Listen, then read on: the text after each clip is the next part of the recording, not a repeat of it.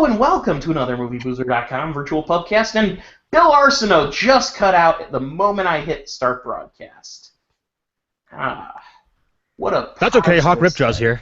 Yes, Hawk Ripjaw's here. That's right, and Bill Leon's here. And I'm here. And we'll just wait for...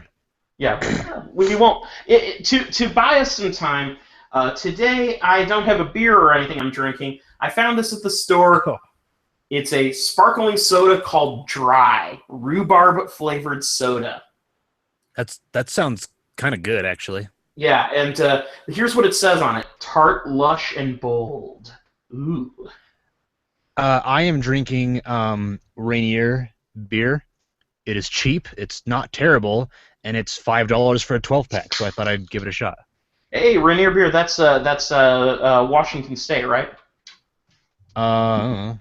It's Mountain Fresh. Oh, well, Mount Rainier is... anyway. All right, so here is my... what? Yeah, I don't see where it came from. Okay. Yakima Valley? Yakima? Yakima, that is Washington. Okay, so yes, it's from Washington. All right, so we're going to try rhubarb-flavored soda. First of all, I'll smell it. Ooh. And now, pour it over some ice. That's my preferred way of drinking soda. As you can hear, it's got a bit of a fizz to it, if you can hear it. And it's a clear soda, and let's taste it. Ooh. It's tart with a little kind of mildly bitter aftertaste. I like it. That would be a good mixer with some, maybe some rum, I think. I'll have to get that tried to work it out. That sounds strange. What's that? That just sounds strange. Well, I was trying to think of a alcohol that would complement it, and what about vodka? Vodka would certainly do it too. I'm not much of a vodka person. The reason I was thinking rum is because the flavor of this kind of has a the tartness I think would go really well with a dark rum, something spiced.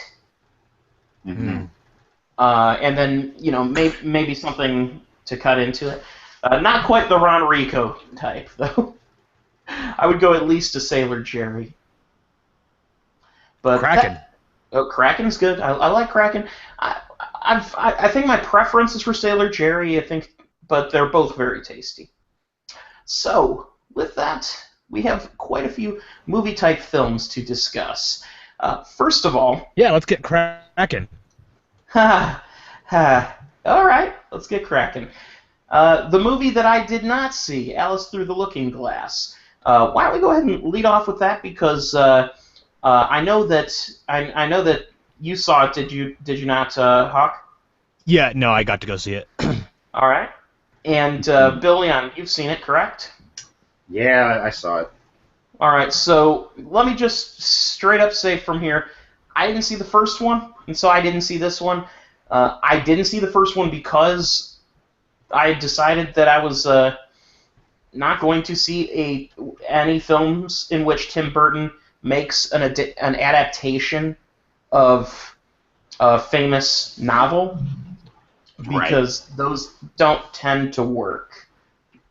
Any kind of adaptation, really, because I would consider Dark Shadows one of his worst films, and that's based on a TV show. That's true.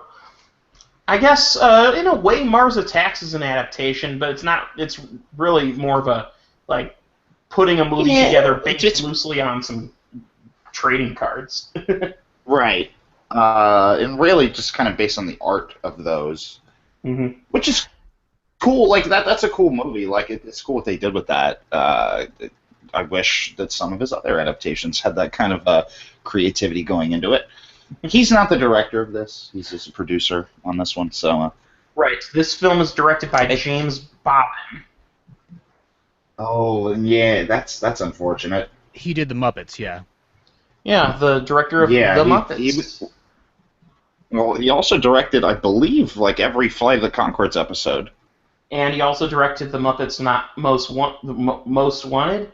And those were the only movies he's done. This is his third film. He also directed the Ali G Show, which is probably why Sacha Cohen's in this film. And he directed the HBO TV series Enlightened, which was a really cool show if you ever saw it. Cut off too early. It was a Laura Dern and Mike White collaboration. So anyway, okay. So take us through Alice Through the Looking Glass. How does this fit into the world of the Alice in Wonderland story?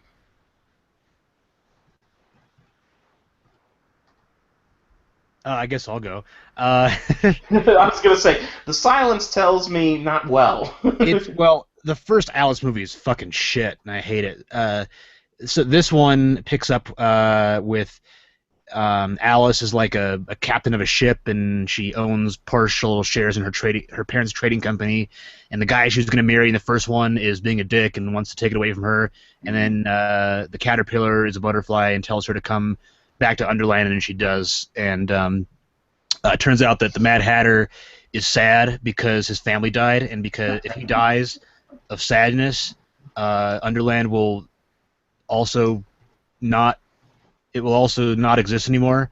And so she goes to steal the Chronosphere, which is a time machine from Time himself, played by Sacha Baron Cohen, and it fucks everything up. And that's the movie. Yeah, wait, Underland? It's Underland. Yeah, that's what they call it. That's from the first film. They call it that in the first film. Yeah, as it turns out, in the first movie is actually an adult Alice returning to Wonderland, and it turns out that she had misunderstood everybody the first time around, and it's actually called Underland. Is that from the book? I don't know. I don't think so. That was one of the things that made me the angriest. All right, I just Googled it, and there is no reference to Underland in the Wikipedia page of Wonderland's description. So. Right. The first film, is supposed to be a sequel to either the book or the original animated film. Because every person she encounters in the first film is like, "You're back. They've met before." The first movie also ends with a battle sequence with a dragon. Mm-hmm. Well, there's a Chronicles of Narnia style war sequence at the end of the first movie. That also features Christopher Lee as the whatever it's called, the dragon called the Jabberwocky. Jabberwocky, yeah. Yeah, and that was the Jabberwock was right from Lewis Carroll. He wrote a poem about the Jabberwock. Yeah. Mm-hmm. So, what are we talking about? Alice Through the Looking Glass. Oh, okay. Have you seen it? No. I mean, so Bill, Leon, and I were talking about this last night. Bill, you did not like it at all. You thought it was terrible. Yeah, I read that. Oh my god. I thought it was better than the first one. It's still not a very great movie, but the plot flows better, and it's a little more visually interesting and thematic, or just the storyline is more interesting too, in some aspects. Well, let me ask you, Alice in Wonderland is a very weird story to begin with. Mm-hmm. If you read the actual, book, it's very, I guess, lucid is the word. It's very acid, and to adapt it into like a straight narrative, you got to really play around with it. Does this movie, this sequel, do any to it? Like, is it weird enough, or is it too average, or what exactly is it? It's more of the same shit from the first movie. That's all it is. Although it's not I think that you said acid. I would say Tim Burton's movie is toxic. Ooh, okay. The Tim Burton Alice in Wonderland had almost a sadistically weird vibe to it, to the point where the Red Queen has decapitated heads floating in the moat around her castle. Mm-hmm. Weird shit like that, and this one kind of overcorrects in that respect. But this one is more more whimsical. Okay. Although one thing that I did love about it is Sacha Baron Cohen is Time, and he's kind of weird, and he's got a strange Werner Herzog accent throughout the whole thing, and he sounds a lot like Christoph Waltz almost every time he talks. That would have I think it was great more. if, I'd say it's more Herzog than Waltz, if but they had gotten Herzog to actually play Time. that would be I awesome. He sounds Yeah, a lot like I Christoph Waltz. I think Herzog, time and body, makes more sense in some ways. Because, I mean, after all, Herzog, they got him to be in that Tom Cruise movie Jack Reacher, Right. and that was incredible. He's right. like, eat your finger, or eat your hand, or whatever. And dude's like, what? Why? And Herzog's like, because survival. you almost get the feeling that What? someone just took a GoPro out to where Herzog lives and filmed him in his actual natural habitat. Like he just tells normal citizens to do shit like that. Like, let me. I don't know if you've pointed this stuff out, Hawk, but it's really important stuff. That when the White Queen and the Queen of Hearts were kids, one of them ate a tart and put crumbs under the other one's bed, and that's why the war happened. That's why everything happens in Wonderland. Is because one of them ate tarts when they weren't supposed to. I thought that was kind of dumb, but it also... No, it's fucking dumb. You're being way too easy on this movie. It's dumb, but it also makes sense that the Red Queen would be so bitter over something so basic. Trivial? I didn't like it, but I could see why they tried to do that. The point of this story, to me, was always like episodic, here to there, new characters come in, new experiences... And this franchise is trying to take it and make it this big, great universe and backstory, and everybody's connected. There's a scene where they explain how the Red Queen's head got so big, and it's because, like, Mad Hatter... Yeah. Because the Mad Hatter made fun of her when she was getting crowned, and then she gets pissed off and says, I hate you, and then her head gets big. That's the thing about Alice in Wonderland. Nothing needs to be explained. It's a dream world. Yeah. In this world, they're all friends. They all hang out together. It's more like Oz than it is Wonderland. And as we all know, Disney has wanted to get their hands on the Oz rights for a long goddamn time. Wizard of Oz. I thought you meant HBO's Oz. The prison show. Everyone's friends. So I mean, I'm not defending the movie necessarily. I didn't think it was good, but I did like parts of it, and I thought that visually it was a lot cooler than Alice in Wonderland, especially when it comes to Time's headquarters. It's literally a gigantic clock, and he has little robots that are seconds, and the seconds combine to form bigger robots called the minutes, and they're little sparks of inventiveness that I kind of enjoyed, and it made it not unbearable. They look like clockwork from Oz. The whole fucking thing, like this whole thing to me seemed like Disney counting their losses on fucking Wizard of Oz and saying, well, let's try it with Wonderland now. And none of this shit needs to exist. It's fucking lackluster. Well, yeah. So, in regards to the relationship this film has with the prior movies, or movie rather. So, so you said that the first film was sort of like almost sort of sequel / remake of the original Disney movie. It is a remake, but it's one of those, what do they call it, a soft reboot, where it's like, we don't want to confuse too many people. Mm-hmm. So it was a sequel that was too late, that was too afraid to be a true sequel, so it was kind of more of a pseudo retelling of the original tale. Mm-hmm. And so that continues like the White Queen, the Red Queen, all that stuff. And does this film also have that? You know what's fucking... there's one scene in this film that really kind of tickled me to death, and Crispin Glover is in the first one. And his skeleton is in this one. There's a scene where... Am I on? Yeah, you're on. You're on. We're here. Okay, good. There's a scene where Sacha Baron Cohen is like sitting on a throne, and next to him is Crispin Glover's character from the first movie, Skeleton. He just says hi to him and goes back on his way. That's it. Was it actually Crispin Glover's voice? No, he didn't talk. It was just there. I was like, okay, this dude's dead. Thank you, movie, for updating me on that. Nobody was wondering where the fuck Crispin Glover was in this, but good to know that you're keeping track of these things. So they pulled another Back to the Future 2.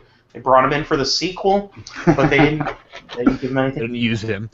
They used a prop. Everything about Time himself was kind of what what made this movie worth watching for me, because he was just you could tell that Sacha Baron Cohen was all in, and there were so many jokes about time, and since he is time itself, whenever he refers to time, he refers to himself.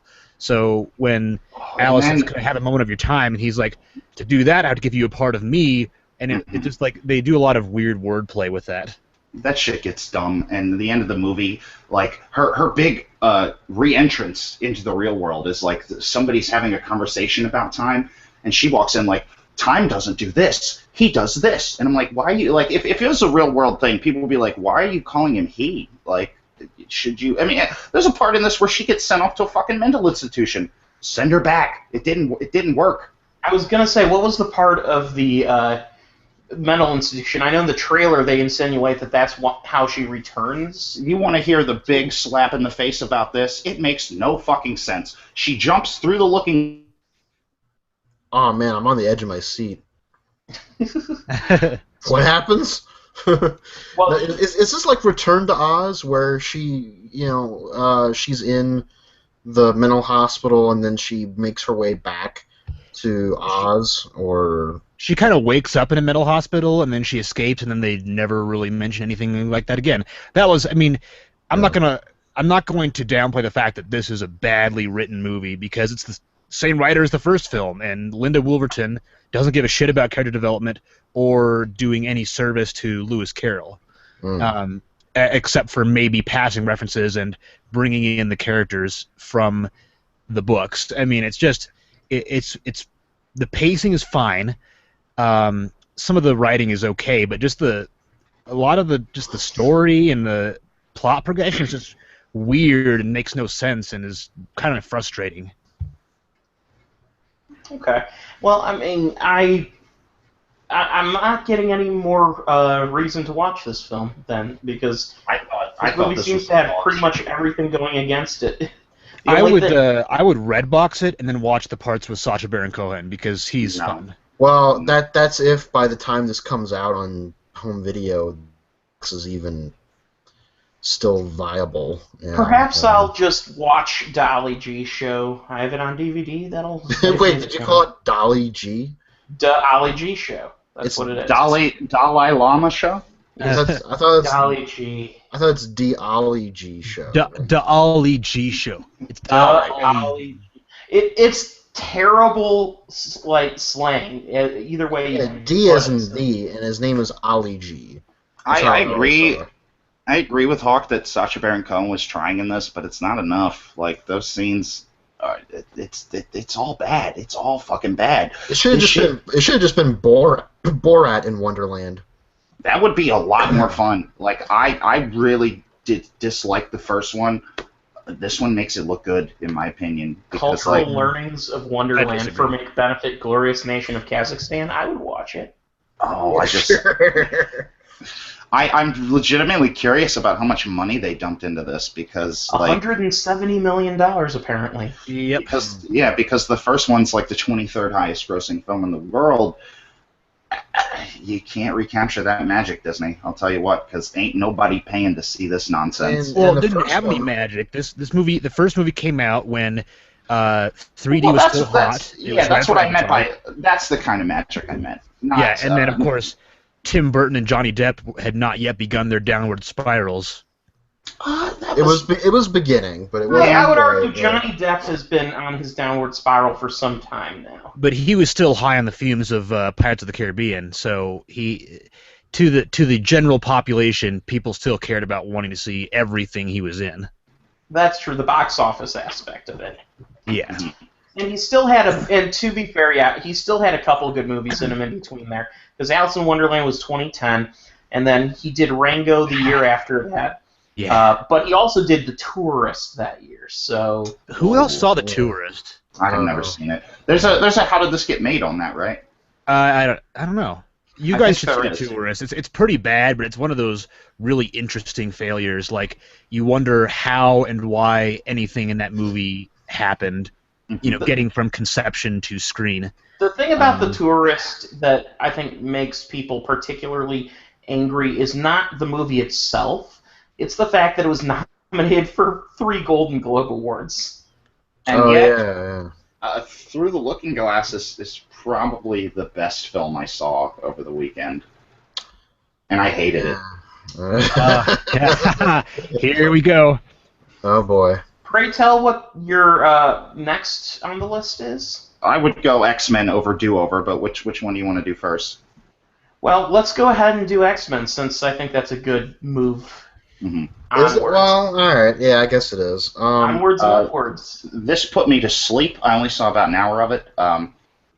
There's a part in the movie where they started playing an early 80s Metallica song, and I made this joke in the Facebook chat, but I'll do it again. I'm going to stop you, Bill, and just say, it put you to sleep, you only watched about an hour of it, is as good as you not having seen a movie. This was like 2.5 hours. Given what happens in the second half, I agree. What did I miss? I guess we'll get to that. Does Oscar Isaac growl some more? In the Facebook chat, I originally made mention that I actually liked this movie, and everyone else, Ken, Hawk, Bill, disliked the movie. So, or to various degrees, either completely disliked it or, lukewarm disliked. It was definitely disliked, but it was to different degrees. So, we came to the decision that I should start this conversation, and because I'm the lone, defender of this, the lone dissenter and defender, if you will, of this movie. So I will start off with that. I wasn't actually too thrilled to see Apocalypse, to be honest with you. It didn't look horrible. It just looked uninteresting to me. Days of Future Past I really enjoyed. I know Hawk didn't like it whatsoever. I believe the main argument was that it really muddled the timeline and didn't explain hardly anything as far as resetting things and characters and where people ended up in the timeline, that kind of thing. I remember when that movie came out, and I had said probably several times, I was like, I don't care about that. In this movie, in the first 20 minutes, I cared about that because I was like, what is going on? They're just fucking, the timeline's crazy, let's just rebuild this shit and then put this shoestring in here, and it's just fucking insane, the shit that they try to do in the first 20 minutes of this. Yeah, I mean, I'll grant you the timeline thing is still a problem, a big problem, especially if you consider the character Angel, who, at the time of The Last Stand, is the same age as he is in Apocalypse. So well, if we don't talk about ages, by this point, Magneto should be, 80? Yeah. Well, because First Class took place in 1964, and now we're in the 80s, and Magneto was, 30s or 40s?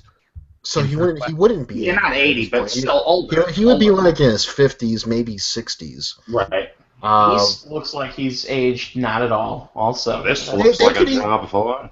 Yeah, I know, right? They could easily throw that away by explaining that the mutant gene makes people age slower. They could easily explain that. Within the X-Men universe, though, imagine this: Beast goes from his current age in the mid-'80s. In just a little bit over 10 years, he turns into Kelsey Grammer. Oh, right, yeah. Okay. Well, fucking they all...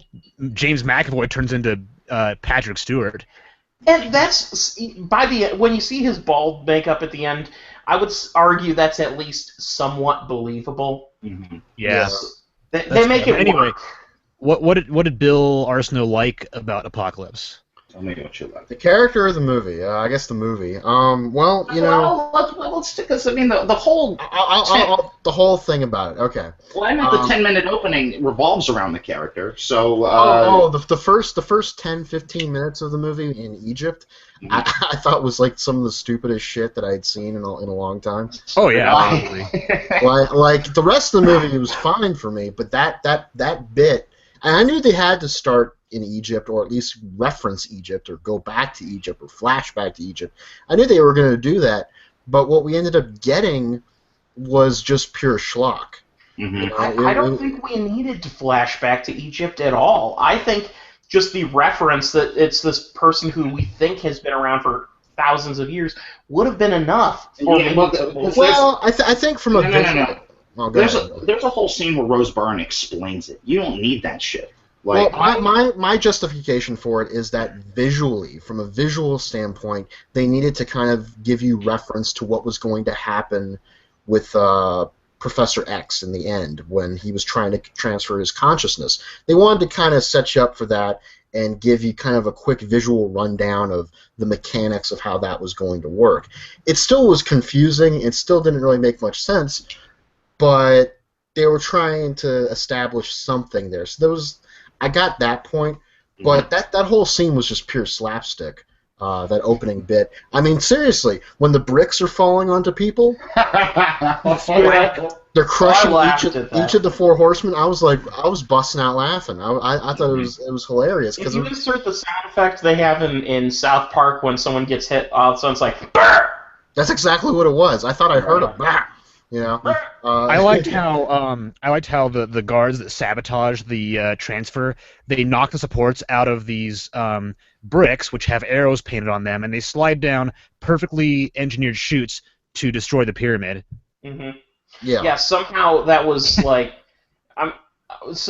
can you imagine the careful time and planning it took for them? Let's build this gigantic pyramid for our god. But then let's also engineer it so that it is so easy to collapse this thing. Oh, I thought they were one single brick. I thought they were putting him into a tomb. Well, that was the presumption, but they were also planning to crush him under the weight of pyramid. You know, which is the guards were revolting. They were planning to kill Apocalypse by sabotaging. No, Hawk. They weren't that bad. I got it. I just loved how the bricks had arrows pointed on them. Like, this side goes that way. I bet you anything that was during production. Like they put that on there to let the PAs know where to put the bricks.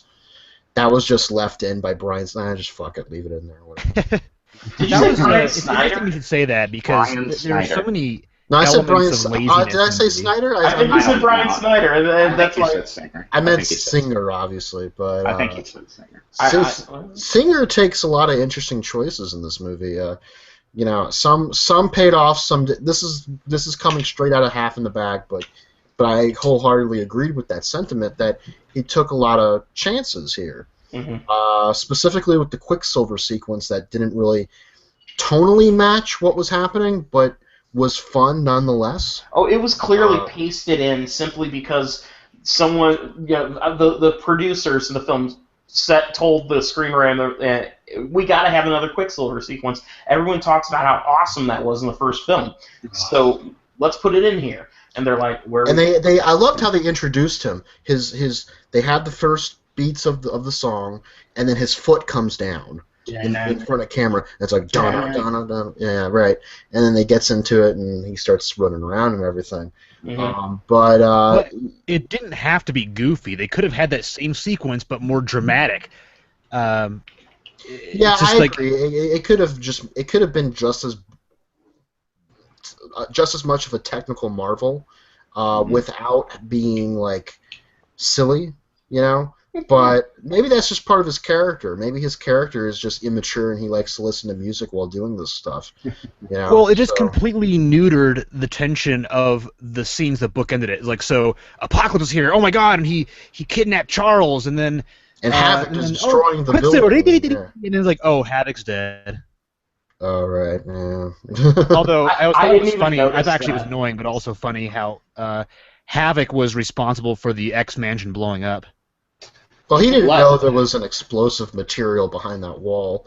He doesn't know the construction or the blueprints of the X Mansion. You know, Beast was trying to inform him, "Hey, don't blast that section of the wall. Mm-hmm. There's something behind it that will make it blow up." Horrible. Anyone else find it weird that they have such heavy ordnance within the X facility to destroy the entire friggin' thing with one massive explosion when it's a school for children?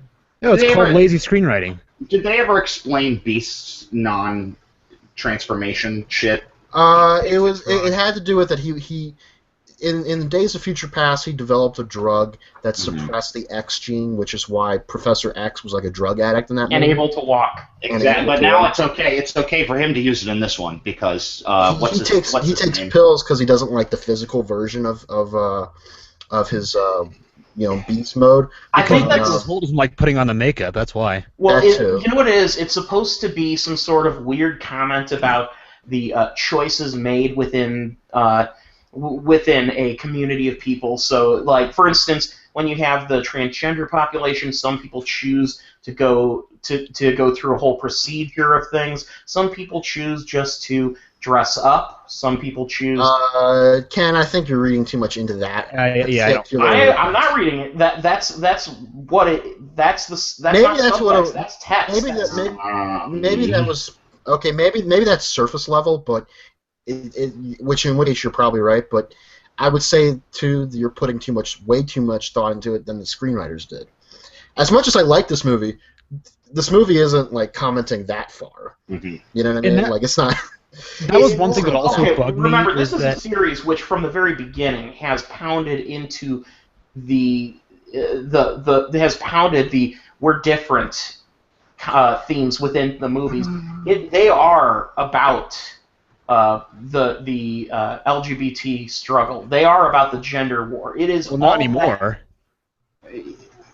This movie it's completely neutered. This movie less than the others, but I would argue that every X movie prior to it, that has been a major part. Yes and no. Probably because of Bryan Singer, being. Yeah, and I'm not saying there's any problem with that. In fact, it actually, in my opinion, made those movies very interesting by giving it more than just stupid action to follow. But my only point to that is that I think in the case of this movie. The reason behind Beast's character taking those pills was more because he didn't want to look like a werewolf, not because he was making a decision to... Isn't that insulting, though? Because, like, Professor X, who's supposed to be, like, the master of willpower, couldn't handle these fucking pills, became an addict because of these fucking pills. Beast is just eating them up in the next movie because... Well, I guess for some people it's one thing, for other people it's another... And remember when Professor X took the pills, he also lost his ability to read minds. Actually, I think Professor X was shooting... I thought Professor X was shooting up. Yeah, no, it wasn't pills. It was a fucking heroin allegory. Yeah, right. Yeah, which was funny. I was like, heroin's always hilarious. Nicholas Hoult, is that his name? Shut up, Ken. I was making a... It's a movie. He can laugh at a movie. Nicholas Hoult was in Mad Max, right? So they want to show his face because he was in Mad Max. Not necessarily. Yeah, not because of Mad Max. But but the one thing that bugged me about Jennifer Lawrence not wearing the makeup. Jennifer Lawrence said, "I do not want to wear the makeup, and I will not come back for this movie unless I don't have to wear the makeup." And when in First Class, she was like, "mutant and proud," and she's blue all the fucking time. And then in this one, she's like, "No, fuck that. I don't want to be blue. I want to look like this." Yeah. And it's like it was such a lazy reason. The reveal to the makeup. I felt the reason, the character reason anyway behind that. This is just me personally. What I felt was after the events of Days of Future Past, where she's labeled a hero, she kind of felt like she needed to maybe lay low, and so instead of looking like her Mystique self, she just looks like an everyday human. Nightcrawler's supposed to be her son. What age was she when she got pregnant? Nightcrawler, they don't identify in the movie as yeah, but well, okay, so maybe that the timeline we screwed it up. What are we gonna do? Yeah, because originally what's canon and what's not? Well, okay. Well, originally it was supposed to be Mystique and Azazel's son, and Azazel, as we all know, was killed off screen in Days of Future Past. Like Azazel, the Red Nightcrawler, was in First Class, and then in Days of Future Past, she's looking through some files, and he's dead. I fucking hated that shit.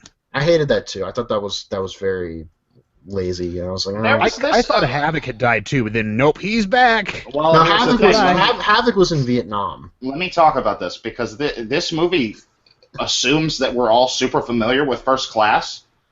Yeah, I'm not even that familiar with First Class. And what the fuck is Moira McTaggart? Yeah, when she appeared, I was like, wait, is this someone from First Class who I completely forgot about? Bingo. I had to Google it, and when I Googled it, I was like, well, she may have been the least interesting character you could possibly bring back from a movie. Yep. Because What I liked was how Rose Byrne was the bringer of apocalypse. Like Yeah. literally, She the rug just uncovered.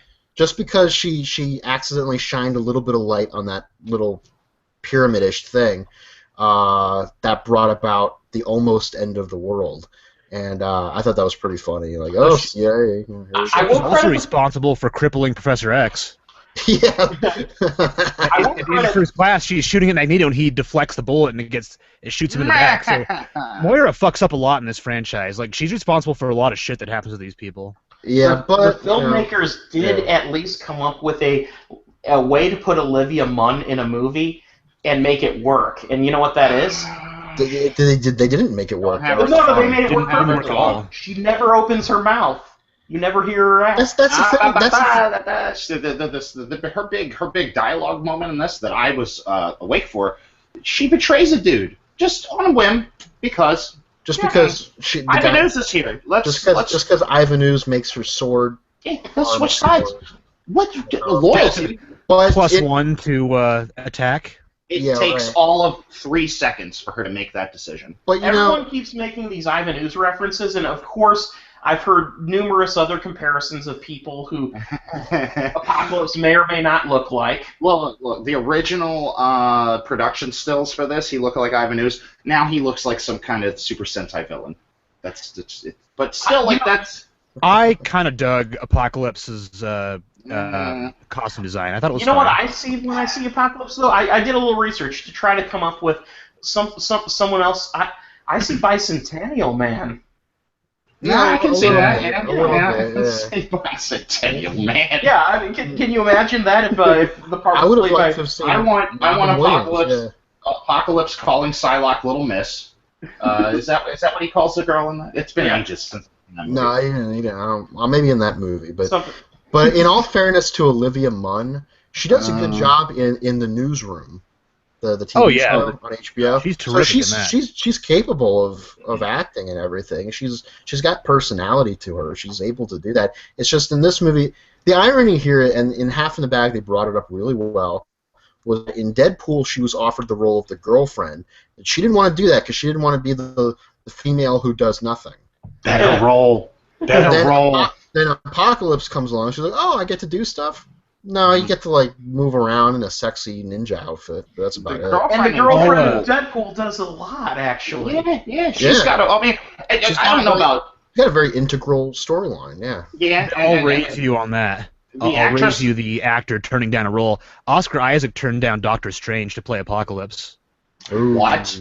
That's pretty Only thing I rough. can think of as to why he may have done that is not wanting to be wrapped up in a bunch of movie sequels. I can understand What's that, X-Men doing? What's Fox trying to do? Well, Yeah, here's but the thing. are we gonna Oscar see- Isaac is already committed to doing the Star Wars sequels. I'm wondering if maybe, and this is just here's the thing. This is the first real mistake of a choice I've seen Oscar Isaac make as a performer in a long time. And it's not his fault. I don't think his character in this movie is his fault because His performance was a joke in this. His performance was a a performance. fucking It's joke. buried behind Yeah, so much yeah. distortion you can't even detect a performance. I kind of liked it. My children, I need to recleanse the world, children. They auto-tune He's not the fuck rushing. out of him. You are all my children. He said children like 100 fucking times in this movie. It's like Donald Trump and the word class. So You know, somebody online made the joke that I'm gonna make Apocalypse Mexico. has I'm many gonna make powers. Mexico pay for the wall. Mexico doesn't have any class. I have Listen. class. I have class, and you think that you're wrong? You think that this wall won't get built? The wall just got 10 feet higher. It just got 10 feet higher. It's got more class now. Somebody made a joke online that Apocalypse has many mutant powers, but his two most powerful ones are motivational speaking and fashion designing. Yeah, that is part. That was a weird little What are character. those tubes? What are those tubes? I don't know. That because that was in the cartoon, maybe. But that was an interesting part of his character was that he upgraded their clothing. He spends half the goddamn movie making new shit for them. Like, well, Magneto is talking to Xavier and Cerebro. He is giving Archangel face paint. Right, like Oh, couldn't no. he? And it's obvious he can make things out of nothing. So couldn't he, like, when he's being attacked by the X-Men in the end? Couldn't he Well, let me talk about build a wall over him or Well, something? one of Apocalypse's powers is to make X-Men more fabulous. More fabulous. Fabulous.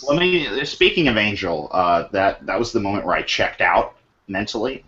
Where when they approach Angel. Yes, he's listening to Metallica very loudly, and at first I was like, "Yeah, fucking Kill 'Em All era Metallica." It was the song Four Horsemen. Yeah.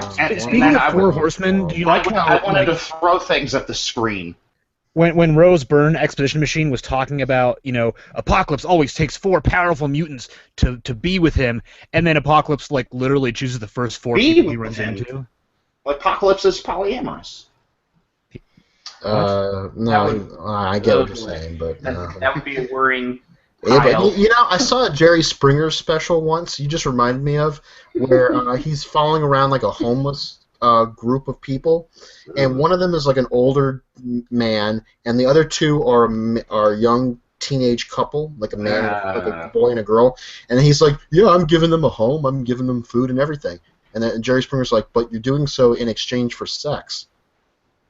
And he's like, "Yeah, so what?" That's creepy. So I'm just thinking, like, what if Apocalypse was in a Jerry Springer special where he had the 4 horsemen with him, and he's like, I'm providing them with clothing and new powers and everything. Yeah, but you're doing so in exchange. You know what? Perfect. You know what Apocalypse would do on a Jerry Springer is he would contest all paternity tests. Like, no, you are all my children. No, they're all my children. Yes. Look, listen. I think all mutants are my children. Period. Yeah. There's no debating that. I mean, it's a fact. He'd be great on. We've spent. He'd be great on Maury then. Yeah, on Maury, right? So I want to talk really briefly about what continues to bug me about the X-Men franchise is just the continuity. So first we have Archangel, who dies in this movie, but he's still a character in X3. We have Nightcrawler. Timeline. What? Timeline. We have Nightcrawler, who is a student in the school, but is met for the first time as an adult in X2. Again, we have... That's the thing. Like, I just want a clip of Bryan Singer going, timeline. And we have... We'll do what we want. The very end of Days of Future Past, Stryker is taking away Wolverine, and then his eyes flash yellow. It's like, ooh, it's Mystique. And they never explain that ever again. I heard about that. I'm glad that I slept through that, because that sounds awful. The insinuation of that, and I was really looking forward to that in this movie, was that Mystique was going to fuck with Wolverine, and she was going to be the one that gave him his powers or something. Or not his powers, but his adamantium, or build that into it, that she was going to still be kind of evil, and then in this movie it's like, oh, she's just leading the X-Men, fuck it. No, she became a vigilante, yeah. The screenwriter, Simon Kinberg, was asked about that. He's like, well, time finds a way, and that was his fucking explanation. Time finds a way, things still happen. Let me say this. Despite the fact that I enjoyed Days of Future Past, Simon Kinberg being in charge of all the shit really worried me, and now this is the culmination of that. Here's a continuity problem within the movie itself that I think we've all failed to mention. The fact that all of this, that Moira McTaggart knows all this information about Apocalypse, even though Apocalypse hasn't done anything for friggin' 8,000 years back in ancient friggin' Egypt. How do they have records of that? How do they have records of that? Yeah, there is so little information we know about ancient. Neither of you have level 5 CIA clearance, so right, but we still haven't cracked the hieroglyphics. We know a good deal of what the Egyptians talk about in their hieroglyphics, but we don't know everything about it. So if we don't have that figured out, how the fuck do we know so much about Apocalypse? Not to mention the fact that she knows how often he's been around, because ancient societies prior to ancient Egypt, you're talking about like the Assyrians, the Babylonians. Mm-hmm. So I was actually thinking about this, Ken, and I actually figured out why that is. Okay. Why is because the screenwriting for these movies is fucking garbage. And also, here's one more thing for you. The fact that she says that he's survived all these years by transferring his consciousness to a new body. How is it then that the body his consciousness was transferred to survives friggin' 8,000 years under a bunch of rocks? Well, that four horseman lady like put like a shield around him, so. Right. Well, the shield disappears when the rock falls on him.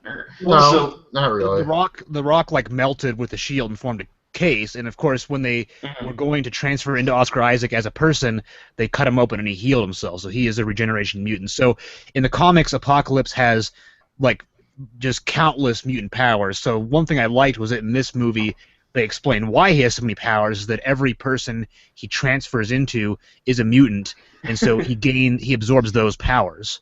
That was the power he regained from Oscar Isaac, was pretty much being physically immortal, and except for the part where he dies.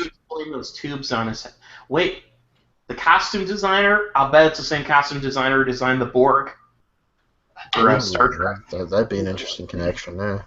I enjoyed the Borg. No, I like Jubilee in this a little bit. I like the fact that they actually. I don't know. I like their outfit. Yeah, she has a nice outfit, but she's not in it.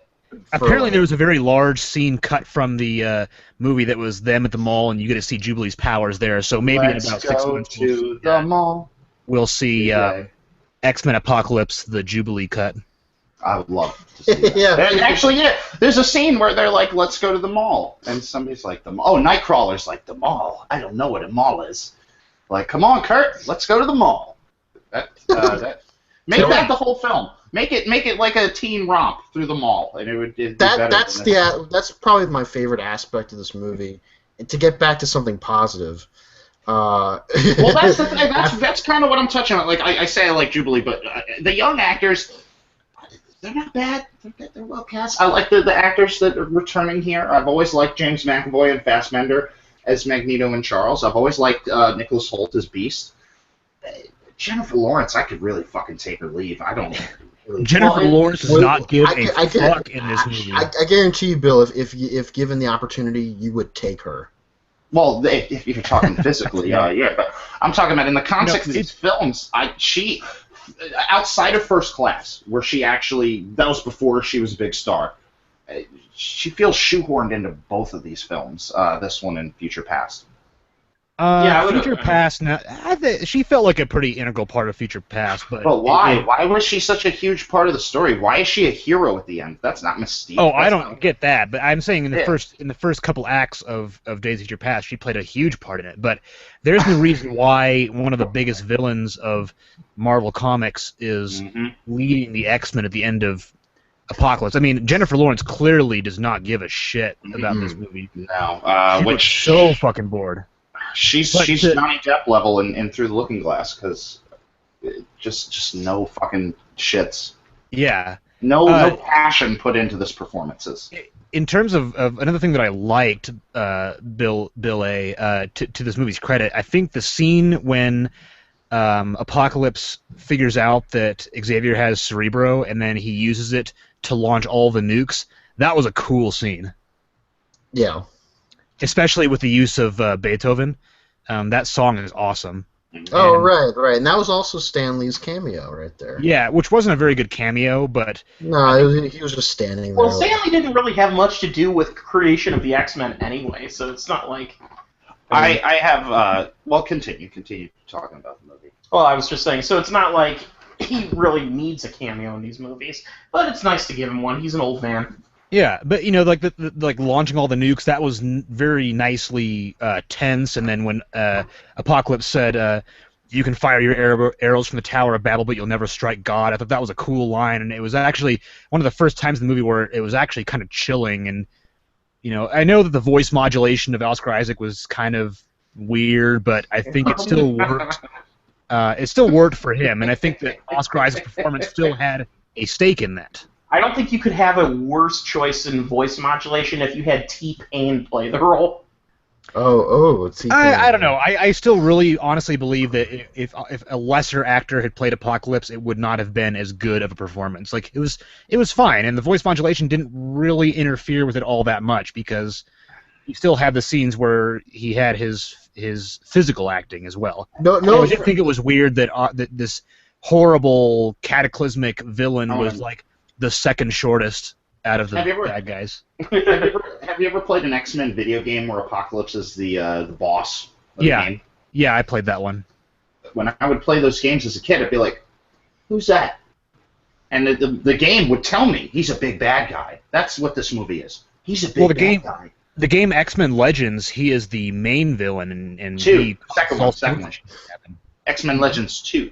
Yeah, he blows up the X-Mansion in that game, and then you fight him at the very end. That game is fun. I don't remember if it's the first or second one, but I know like once you beat the game, your stats reset, and that really fucking pissed me off. No, it wasn't. It must have been the first one then. Yeah. If the second one, the first one, you beat the game, you go back to the beginning, and your stats reset. And I'm like, what kind of RPG is this? Are you kidding me right now? But no, I thought he was fine. I really like Oscar Isaac. I like Oscar Isaac too, and even in this role, I thought he was all right. But yeah, honestly, I was trying to recognize his face a lot, and I never could. I was like, they did a lot of funny close-ups where his eyes were white, and his nose is fucking big. You can clearly see that it's blue paint on his face. It's like all greasy and everything. But what I would have done had I been in charge of casting or something, I would have gotten like a pro wrestler to play Apocalypse. Like Triple H. You know what though? Because if Apocalypse hadn't been such a soft-spoken dude, like if he had been like a big brash shit talker, like that would be a lot of fun. That's how he was in the cartoon, and probably even in the comics. I remember the cartoon. He was like very. I mean, Oscar Isaac did what he could in terms of making him very vainglorious and righteous and just a big talker and everything. But if you got like this big giant dude doing all that, that's really intimidating. Brock Lesnar as Apocalypse. Well, they could have just they could have just used the Brock Lesnar as Apocalypse, Paul Heyman as his buddy there. Whatever, just put Paul Heyman as his like manager. Ladies and gentlemen.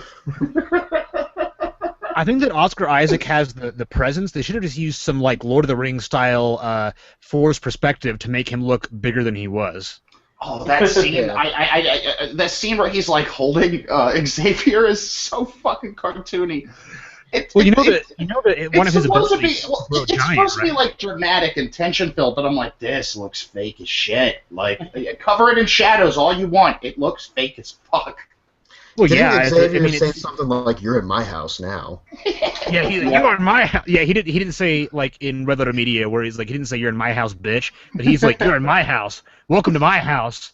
And I laughed at that part. Actually, there were a lot of parts. I had a good audience. Like the audience was having as much ironic fun as I was. So there's a scene where Magneto is recruited by Apocalypse, and he's about to kill everybody in the metal plant because they betrayed his family, and then his wife and daughter got killed by one arrow. Then he says, "Who the fuck are you?" That could have been a fun scene. It was before that. He's about to kill everybody, and then Apocalypse shows up, and then he sucks everybody into the ground, and that was when my whole audience laughed because it looked so stupid. You just see like a twitching hand and a foot here and there. Well, so part of the problem with that is Apocalypse just walks up and does it. Like he's not. If he's not capable of that, why doesn't he do that to the X-Men? Like that are behind him, just like you're in the ground. Speaking of what Bill was talking about, like more personality really would have helped if he had walked up, killed all those people, and been like, "You don't need to kill them now," or say something. Shit, he just does it. Come with me, my child, my children. There's no subtlety with Apocalypse. He's just he just is. I wanted more fun out of this. I've got another. What does Apocalypse look like? Character. Well, Apocalypse looks like Baron Underbite from the Venture Brothers. Yeah, he does. I don't know. I had fun with the movie, but not in the same way that Bill A. had fun with the movie. Yeah, you see, my audience, by comparison to your audience, Hawk, had genuine fun. Mm-hmm. Like we were all actually in tune with the movie, and there were goofs in the movie. I wrote in my mini review of the film. I'm gonna do a full review for a local magazine, but I wrote in my mini review that the movie is very goofy and very doofy, and kind of stupid at times. But despite all that, it's cartoonish atmosphere. It's cartoon, and content and all that really, is fun to watch. I'll Or at least agree he with was you. for me in a very genuine way. Maybe I have a hard time distinguishing between what's ironically funny and what's genuinely funny. Even for me, I probably have a hard time doing that. You know, like, why am I enjoying this? Am I enjoying this because it's stupid? Because I legitimately think it's stupid? Or am I enjoying this because I like it? You know, even I don't know sometimes. You know, I don't even know anymore.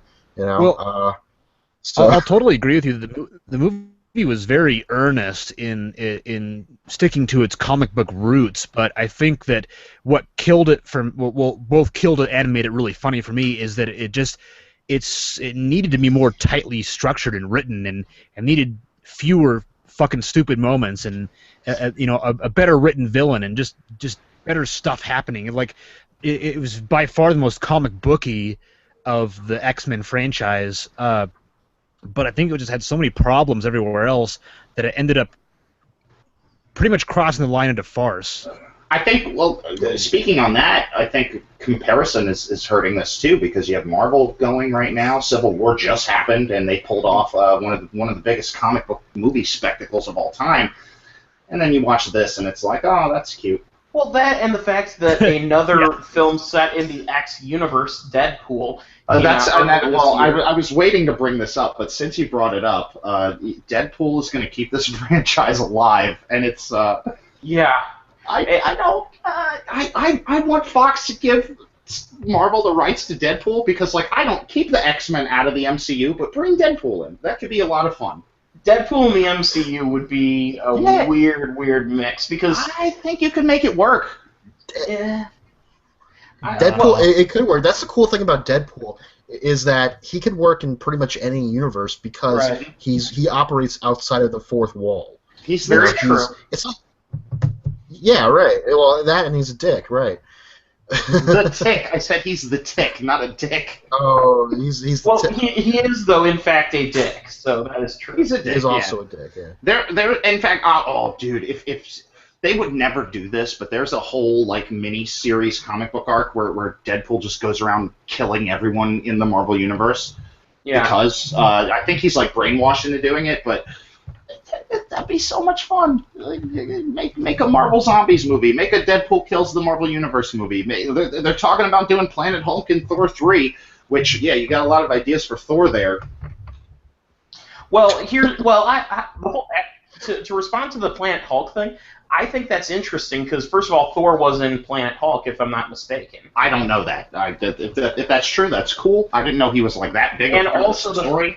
And also, doing that would explain why Thor and the Hulk are not in Civil War. If you make a film that's set approximately at the same time, then that'll give you a legitimate explanation for why they're missing. Well, I just assumed Thor was off trying to figure out what was the deal with the stones. Well, I mean, I'm not saying that it was a problem they weren't in Civil War, but it would give a reason for for them to not be familiar with what was going on. Right. Oh, okay. I agree with that. The thing with that, I believe 2 of the Infinity Stones are in Asgard, right? Like, Heimdall has 1. Mm-hmm. Or is it just 1 in there? I don't remember. But either way, Heimdall's going to get fucking killed. The Tesseract, isn't an Infinity Stone associated with that? It's inside the Tesseract, yeah. Yeah, okay. The Tesseract was a container. Mm-hmm. Yeah, and there's also the what's it called, the Aether, which the Collector now has. He has that. Heimdall has the fucking Tesseract stone, whatever that is. Yeah, and there's the. Who knows if the Collector has the Aether anymore after Guardians of the Galaxy was exploding all over the place? I'm sure it's laying around somewhere. I'm sure he's got it. But But Luger could have picked it up, or Howard the Duck could have it. Holy shit! I'm down with that. Let's do it. Let's do a Howard the Duck and Squirrel Girl. I want to see Squirrel Girl. I'm down with that. Yeah. Seriously, I actually want to see Squirrel Girl. She's one of the only ones to defeat Doctor Doom with an army of squirrels. Do the Howard the Duck story, but have him land in Hell's Kitchen. And then the Punisher just shows up and wouldn't blows his work. brains out. It's like, what the fuck is this?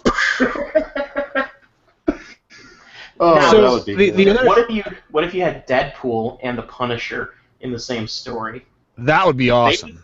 I think they would just try to kill each other until Deadpool killed him because Well, the Punisher's great not No, part no. about What if they work together? That would be a fucking awesome dynamic. I That just would be imagine me, like, with the Punisher just firing every possible round of ammunition into Deadpool, and Deadpool's like, I like you. You got class. Has Ryan Reynolds and John Bernthal ever shared a scene together? No, Not like I don't just in think general. so. No, I don't think they have. No, not in They general. seem like I don't think they so. seem like they could work really well together. Mm-hmm. I think It'd they be could. I think both actors are they have enough personality. Mm-hmm. It would be an interesting mix between the dour Punisher and the outright off-the-wall Deadpool.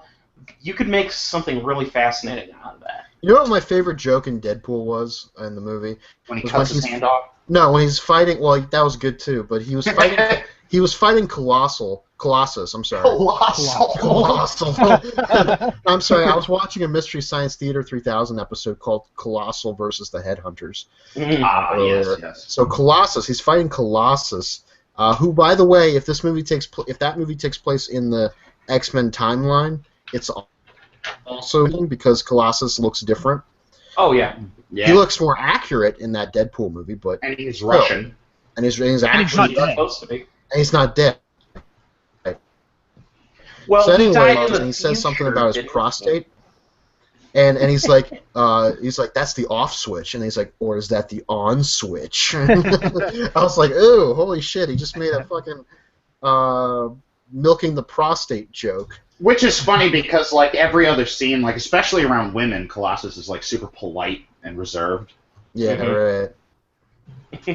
He walks up to the bad guy woman and he's like, I'm sorry, but I need to take you into custody. And then she fucking punches him across the junkyard. Yeah, I really love the polite, gentlemanly way Colossus is handled in the movie. Yeah, it was great. It was a lot of fun. I mean, really, we've been talking about Deadpool for a minute, so Because like it's a lot more interesting to talk about than X-Men Apocalypse. exactly, but it's in the same franchise, and that's kind of my bummed out thing that I've been having with this. Is just like, do we need to keep the X-Men franchise alive just to have Deadpool? Yeah, just Yes. no, we fucking don't. If it means keeping Deadpool around, Yeah, but wait, Deadpool did Deadpool make more money than any X-Men movie has made? I think Probably it might more than a have. couple of them, but maybe Yeah. not like. No, it would have to. I mean, that made more money than any R-rated movie. It Exactly, surpassed the Beast exactly. And I don't think any X-Men film has ever really cracked like the top 10 of all time box office. No. All right, I just pulled up X-Men movies at the box office Mojo, and It's- Deadpool is #1 in domestic. And adjusted for ticket price inflation, it's #1. Right. And worldwide unadjusted, it's #1. Days of Nice. Future Past came close. Adjusted for ticket price inflation, People weren't taking their children to see Days of Future Past. Everybody rounded up those kids and said, let's go see Deadpool. Which Right. they probably shouldn't have because Deadpool is very inappropriate for children, I think. There's still money in the bank, my brother. Yeah, Yes. for real. worldwide, Yeah. Days of Future Past made $747 million. Deadpool made $763 million. So, Okay, just beat it out. Yeah. oh, So, by just a couple more things that I wanted to say about Apocalypse because I haven't finished beating it into the ground yet. No character development except for Magneto, who No. switched sides like for the 5th fucking time. Although the scene where he turned evil again was kind of cool. Except he killed all those guys with the necklace Yeah. after his wife and daughter got killed by one arrow. Oh, and then he screams up into the air like a fucking. It's like, cartoon is this what you want from me? And then the scene Oh, worked. okay, for so me here's the until that thing, like- moment, but I was like, really? You're pushing that? has anybody mentioned like the fact that everyone's like, oh, Man of Steel killed so many people and nobody said anything? Like, so many millions more people die in this movie potentially than in any other superhero movie ever. Oh yeah, entire cities are written off the map in this movie. And that would bug behest me. Like for the of- I Magneto. am not bugged by the level of destruction and loss of life in Man of Steel, Avengers, whatever.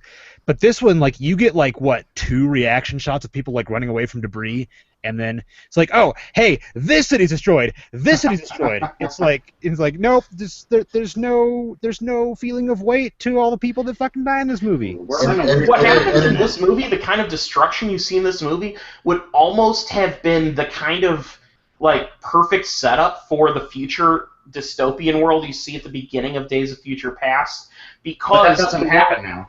Right, well, that's happen, what bugs me, because if you had done Days of Future Past after this movie, I think it would make sense, because you'd be like, yeah, that's right, the X-Men almost destroyed the fucking world. So now the humans are like, we need to destroy all mutants. Yeah, that's that would have. That's the plot of every one of these films, though. And I like how at the very end, though, it's like Magneto and Xavier are like, hey, we're good. Even though Magneto literally killed probably 1 billion people, he's like, yep, I'm just going to not stay with you. I'm just going to go out into the world again until I fucking snap one more time and kill the rest of the population. And Magneto's like, I'm going to go around and avoid the police for a while, you know. Been there, done He's like that. public enemy #1, and they're like, well, he helped kill Apocalypse, so all is forgiven. Mm-hmm. Well, that's actually what the generals said. The generals were like, when they were talking about, like literally, yeah. They were like, "Oh, that it turns out that Magneto guy, he's helping to stop that other mutant." You know what I did a few weeks ago? I started watching a few episodes of X-Men Evolution. Yeah. Good shit. Better than this. I don't know. Hawk, do you have an opinion on that? Yeah, it's better than this. It's a lot better than the whole thing. Conceit of it is that they're teenagers going to school, and that sounds like a better premise, honestly, like than super destruction of the world. Like they don't. I mean, they'll do plots like that, but really, a lot of the episodes is just kind of the day-to-day shit. I'd honestly like to see a live-action TV series where it's just them at Xavier's school for the gift. There were parts of this film that felt like a live-action TV series. Yeah, actually, when you have a world out there where you have shows like Gotham, you should have a show just called Xavier's School for Gifted Youngsters, and all it is like Degrassi with X-Men. Mm-hmm. That'd be fun, yeah. If that's this kind of what actually X-Men Evolution is a little bit. If this movie actually followed the cartoon like the original storyline of Apocalypse, it would have been way fucking crazier, because it's like the son of Xavier travels back in time to kill Magneto because he thinks Magneto is responsible for humans and mutants hating each other, and then Xavier dies protecting Magneto, and then Magneto forms the X-Men, and then in the wake of all this, Apocalypse rises and everything is totally fucked. Like I'm curious what that would have looked like in this movie instead of just villain of the week. If I remember correctly, Apocalypse, the character, also has abilities beyond space and time. Oh yeah, he can shapeshift and morph and get big and do other shit. Go backwards, go forwards. I mean, he's really like almost unstoppable. Yeah, he's I think it's great you use that term "villain of the week" because it. That's kind of what he felt like. That was my only big problem with the movie was that Apocalypse, like you guys are saying, villain of the week. He was. Well, I'd like to go back and just talk about the fact that now, because we had Days of Future Past, and that was a Villain of the Week movie, no more Sentinels. No more. You know how fucking present Sentinels are in X-Men books? They're around all the fucking time. That sequence towards the end where you have the X-Men training, they're training against Sentinel-like things. In this film? Yeah, They actually weren't Sentinel-like things. They were Sentinels. Mm-hmm. They were left over. Yeah, from you the know that if incident, you watch the movie, Bill Lehman. I didn't finish Apocalypse. I haven't watched Future Past in a long time. Every time I try to rewatch Future Past, it gets worse. Exactly. I warned you. It does. It gets worse every time I see it. By the way, I would take. You guys all hated the opening sequence. I would take an entire act of that, just for the level of schlock. The problem with it is that you start up the movie and you're like, "This is X-Men? What's going on?" It's kind of the same feeling I get from that lame post-credit scene in Future Past, where it's like, people that read the comic books know what's going on. I don't know what the fuck's going on. There's 4 dudes on horses at a pyramid. Oh, I should be fucking worried. What's happening? Speaking of the opening sequence, how fucking violent is this movie for a PG-13? Oh yeah, Wolverine makes blood in this for once? Yeah, he goes full berserker. He like splatters blood on the walls, and then when Apocalypse gives Archangel his metal wings, he like rips his bones out of his body and makes him metal before putting him back in. And in the opening sequence, people get folded in half and crushed and burned alive and get their skin fucking ripped off. And it's like, the fold that part really like shocked me when the one Four Horsemen mutant throws a guy up in the air and then literally like turns his body into a pretzel. yeah. That was crazy. This movie was fucking violent. I was like, I mean, obviously I'm not like, ooh, violence is bad. I'm just like, wow. But again, that goes back to the comical nature of the opening sequence. Even though it was violent, it wasn't taken seriously because of all the funny noises. It was like you could imagine Bryan Singer breaking celery to produce Foley in the background. I can imagine him very angry on set, like, I'm an alleged what? So, that was a bad taste joke. I apologize. So what's the whole Wolverine thing where they bring Wolverine into the movie just for that brief cameo moment, and then he runs naked? I would put so. money on that being a reshoot. Haven't seen it. Actual money on that. In my head, it looks awful. No, that was actually done okay. Yeah.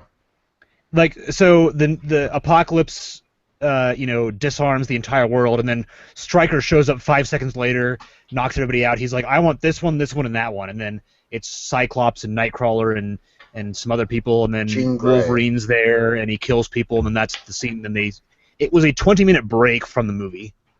Mm-hmm. You know what? At least they didn't use post-production to try to put Deadpool in here because it made so much money.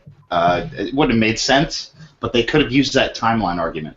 Wouldn't that be funny? Wouldn't that be funny if the movie had a moment where at a high point it looks like the film reels are burning, the actual film print is burning, and then it cuts to intermission and it's Deadpool sitting in a chair in front of a fireplace. Before it cuts to that, it should be like shadow puppets, like he's making shadow puppets with his hands. Oh, right, yeah, something like that. Like, before we return to the movie, I'd like to tell you about, Deadpool 2! Well, let's be fair. If we actually had a Deadpool sequence that fit the character of the Deadpool from the movie, then what would happen was you would see that film burn shred, and then it would cut, it would turn around, and you would see, sitting in the movie theater, you would see Deadpool furiously masturbating to the movie. Whoa! It would be like... Hey, tell me that's not out of character for what we saw in the Ryan Reynolds movie. Well, I'm not going to say you're nothing wrong. in this movie to masturbate to. Honestly, though, if it was me, if this was like my movie, it would be that, but it would be Deadpool just sitting there in a theater chair. Probably look to the camera and be like, "You enjoying yourself? Me neither." Something like that. It's Go see Deadpool 2, 2017. this franchise frustrates me. Yeah. No, I didn't get it. I gotta say, say. Hawk was fucking right on the money because I did not see those things you were talking about in this one, but god damn, has it affected the next one. So you know what I think Bill, about you gotta watch the rest of this movie because the finale is so fucking crazy. I think that what we need to do with the X-Men franchise is a do-over. They've done it over 3 fucking times. No, Hawk, it's a transition. Now, well, here's the thing. There's no doubt about the fact that you're right. Hawk probably likes First Class more than any of us do. I like aspects of it. There are scenes, there's a lot of dialogue moments in it that just drive me up a fucking wall. But it was an earnest attempt. A lot of people consider that one of the most representative X-Men films. Okay. And I get it. But that was it. That was the reboot. That was their chance at doing this. And now we're here. Like, the sequel to that was them getting the cast of the old movies. No, well, Bryan Singer literally said that Days of Future Past, quote, resets the franchise. So, like, he literally intended Days of Future Past to be a second reboot in 2 movies. Right. But they're not going to keep making movies with that old cast, so why does it matter? I don't know. Why does anything in this fucking franchise matter? It doesn't. He's not going to make X-Men 4 with that cast. He So- probably will. He Not we probably won't. fucking will. Not after this. They're not I'm going to give giving him it money one for more. that. Like the next X movie will have the fresh cast, and they're gonna go into It's- space or something, and then They're- after that will be they're- X-Men 4.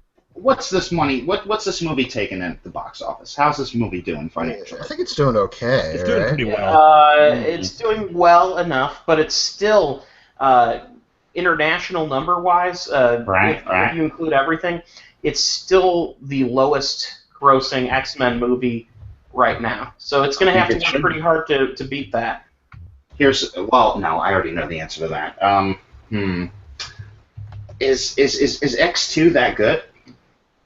It's Better Yeah, than- I think it still holds up. X2 holds up fairly well, and honestly, it's probably the only X-Men movie that, in my opinion, holds up mostly well. I know a lot of people want the X-Men factor to be brought into the MCU, but wouldn't that be kind of weird? It'd be like, by the way, genetic mutation is a thing, and it'd be like, They're sort of doing that in Agents of S.H.I.E.L.D. with the Inhumans. I would really like to see them do, as we talked about before, like an X-Men TV show, and then have them, maybe S.H.I.E.L.D. is trying to wipe out the mutants because they're ignorant, and then it'll be this big fucking battle with the good, the S.H.I.E.L.D. guys and the X-Men guys. Well, you never know. I mean, it's totally possible before Hugh Jackman hangs up the claws that he's going to appear in the MCU, just because he's a big nerd and he really wants to, do Wolverine on a bigger Do you think that's why he's hung on as long as he has, just for a chance to get his character into the MCU somehow? If he has, Probably. fucking kudos to him, because let's be honest, like who are they going to cast after he's gone? That's actually going to Tom Hardy? I mean, I don't know. He probably wouldn't do it though, but Everyone wants to cast Tom Hardy for everything. I don't agree with that, but Hugh Don't get me wrong, Jackman I is like Tom Hardy, but Hugh Jackman is a great Wolverine. As much as I say Days of give me Future that Past, pants. as much as I say Days of Future Past gets worse every time I see it, like Yeah. Hugh Jackman is charming as Wolverine. He always has been. and Bill A, you're right. I think that would be an amazing Wolverine. We're giving Wolverine pelts. Yeah, the secret. From the Canadian frontier. Eventually, they're going to reveal that the Revenant is part of the MCU. I'll get my pelts. I gotta get my pants. Them pelts is my living. I ain't got no life. I only got living. I only got I living. got my pelts. I want them pelts. He gets a bit more mealy mouth, so you can't hear a single word he says other than pelts. We're friends. We're pelts from pelts. That's the thing, though. Pelts going down and put them on my horse. You think Bill Leon was just saying that Wolverine was charming in Days of Future Pants. Yeah, not really. Like, maybe he was a little bit, but is Wolverine the character really supposed to be charming? I always kind of saw him from the comic books as being kind of an asshole slob. there's a charm to that? Just kind of. Well, sure as hell he's not the hero of the entire franchise like the movies made him. There was a period where he was, and the cartoons did it too. Don't you like that motherfucker was front and center in those cartoons? So Well, Wolverine has just always been the kind of fan favorite-ish character. It's just that's how it happens. And when I was a kid, my favorite X-Men was Beast, and we got X1. It wasn't there. my We favorite got X-Men X2. character from Beast. the cartoon show, I was always a Gambit fan, and Gambit has gotten exactly one appearance in the X-Men XCU. XCU, yeah. And it's the fucking worst one in fucking Origins Wolverine, and it's isn't it Taylor Kitsch? Wasn't he Yeah, supposed to be Taylor Kitsch. Channing Tatum in this movie? What? No, Channing wasn't- Tatum, that movie's on hold. They were going to shoot no. it.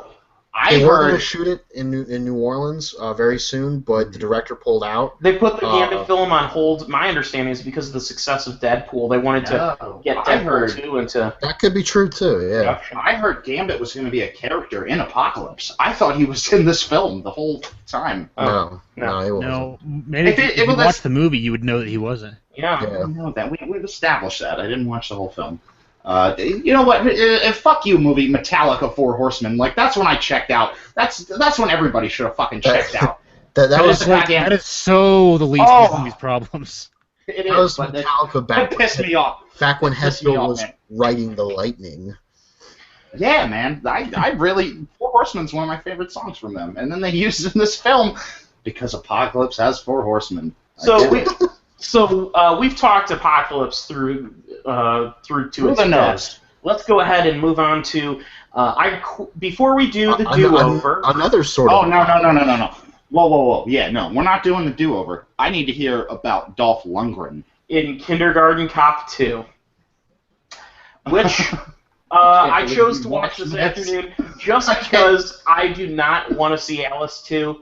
But I wanted to bring something to the table, so... You probably made the right choice. Well, it's definitely shorter, so that's something. Yeah. So Kindergarten Cop 2. First of all, Dolph Lundgren. It also stars Bill Bellamy as his black sidekick. That's literally what his character in the movie is. Bill Bellamy is there to be... the credits are like Dolph Lundgren, Chuck Thompson, Bill Bellamy, black sidekick. Right, exactly. He is there to be the to give it a modern standpoint. In the ride-along series to give it urban flavor. Right. Bill Bellamy is the cut-rate Kevin Hart in this movie. Let me ask you a question. Does this movie try to tie itself into the original? Is Dolph Lundgren a relative of Detective John? Not even in the slightest. This movie is not a sequel. This movie is just a straight-up remake of the first Detective film. John Kimball. It's like Bad Lieutenant Port of Call New Orleans, where it's like not a sequel, but it takes place within that theme. Exactly. And so the plot is Dolph Lundgren is an FBI agent, and he has just finished locking up this crazy Albanian crime lord named Zogu. And what such a creative name, Zogu. Okay.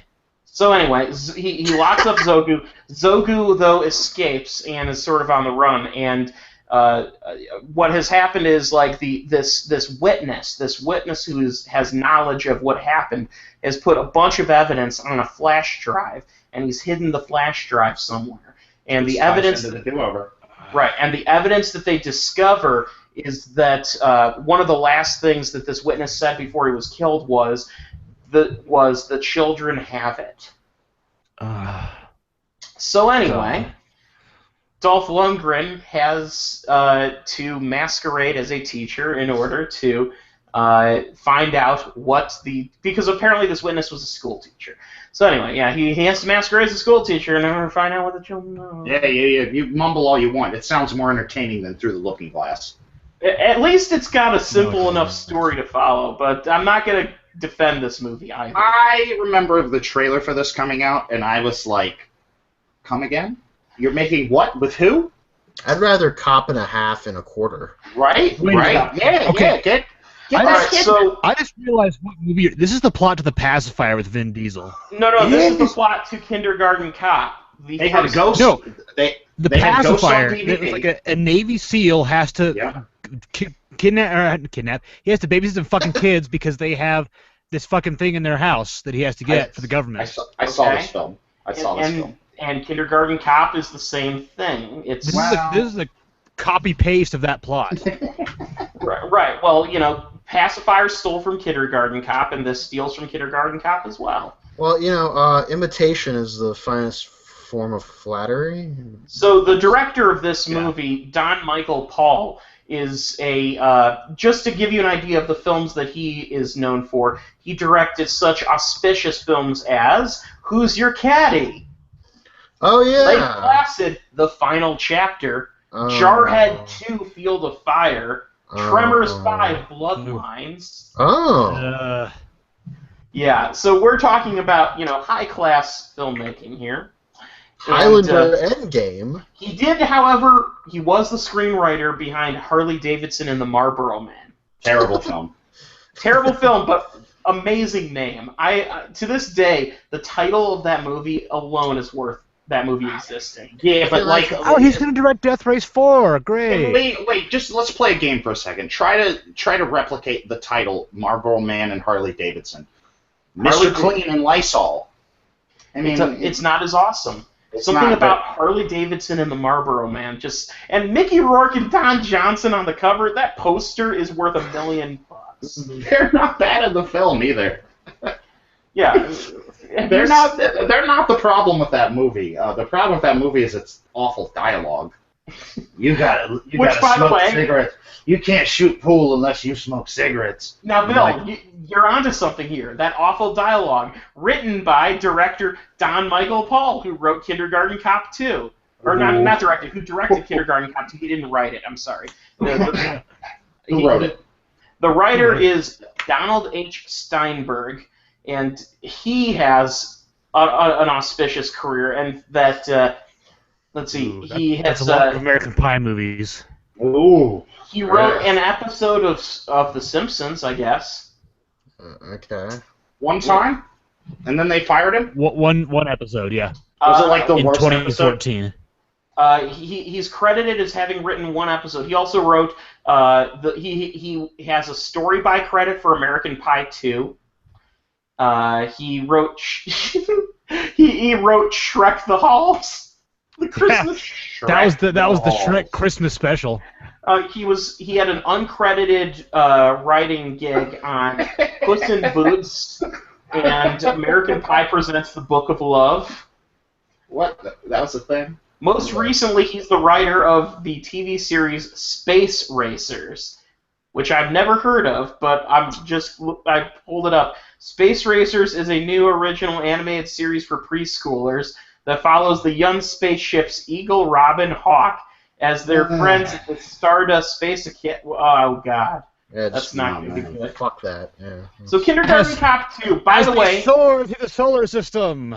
Young viewers will learn about the power of scientific investigation and observation, the wonders of space exploration, and the importance of working together as a team. You're not going to be... fun and engaging characters they can relate to. Didn't Magic School Bus kind of do this already? Yeah. Yeah. But didn't, like... Okay, look at this guy's filmography that he wrote. Didn't all of his fucking movies already have... Wait, he wrote his own already? He has credited... He's credited on them, but he's not... Yeah, there are other screenwriters associated with him. Everything he's done has been done already. Mm-hmm. For the record, I caught Bill's joke, and it was very fun. I was about to say, like, he wrote his own filmography? Yeah. And these were the films he chose? He made an IMDb account, went on there, and decided to tinker around. And Pick by the the way, stupidest things. Yeah. the director of Kindergarten Cop 2 did, however, do a movie that I am certain is at the top of Hawk Ripjaw's list of movies, Half Past Dead with Steven Seagal. I haven't seen that in long enough to remember how much I appreciate it, but that was the one with Steven Seagal and Ja Rule. Oh. Did I see that one? I saw Chestnut. Exit Wounds. Isn't that the one where he's in prison? Yes. Okay. Well, who did the movie Steven Seagal's The Patriot, where he fights a virus? That's Mel Gibson. No, that was a Steven Seagal movie as well. Mm-hmm. I don't Just think the I've same seen name. Half Past Dead.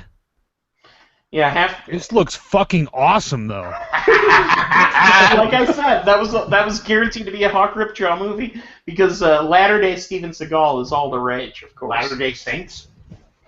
Sniper. Wow, this looks like fucking garbage. I need to see this right away. So Kindergarten Cop 2 is a PG-13 rated film shot entirely in Vancouver, British Columbia. Oh, I was right, Canada. Okay. Yeah, and they never say exactly where the movie's supposed to take place, but presumably America, since he's an FBI agent, they don't make even a fucking attempt to hide the fact that it's Vancouver.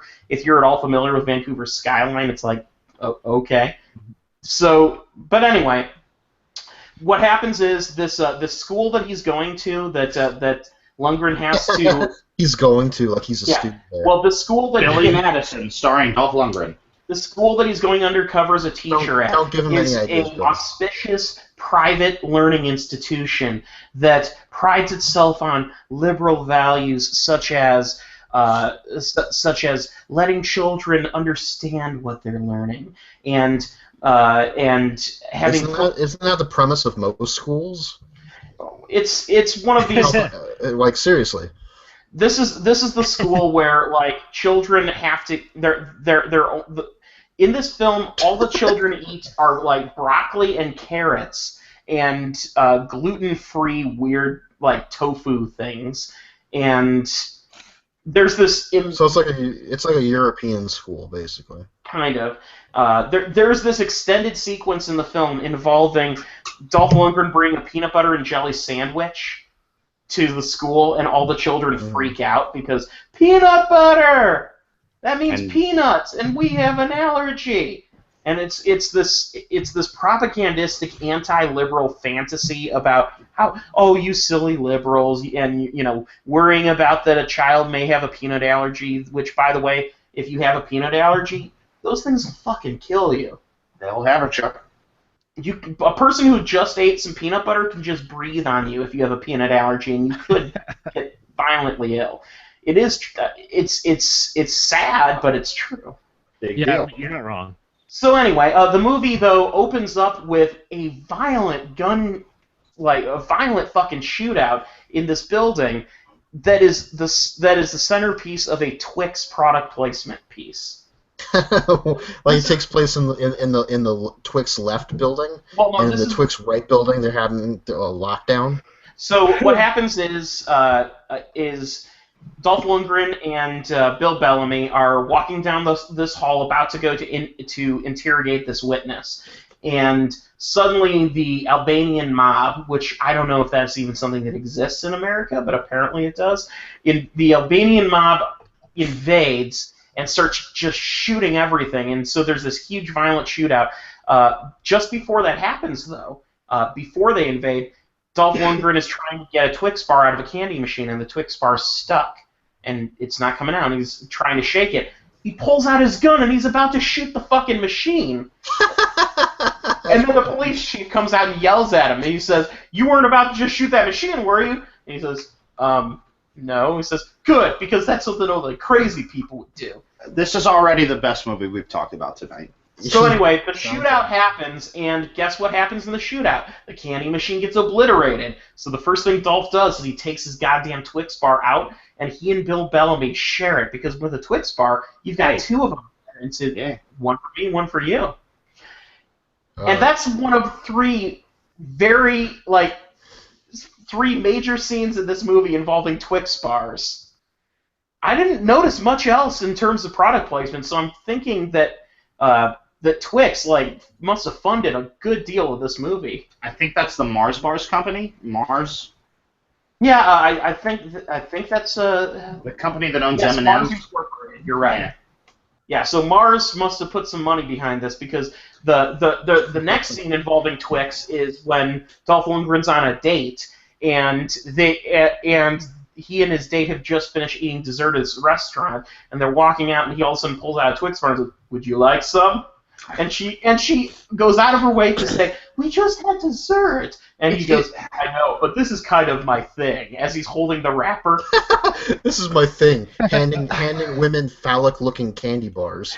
Whoa. And then at the end of the movie, in the final finale sequence, there's a slow motion segment of him, like his last wish before the bad guy kills him, is to have his last Twix bar. This movie, Twix bars. This movie, by the way, I'm not going to say this movie is perfect, so bad it's good material. It has some great, awful moments in it, but a good portion of the second act of this film drags and is just literally beat for beat repeating things that already happened in Kindergarten Cop and better.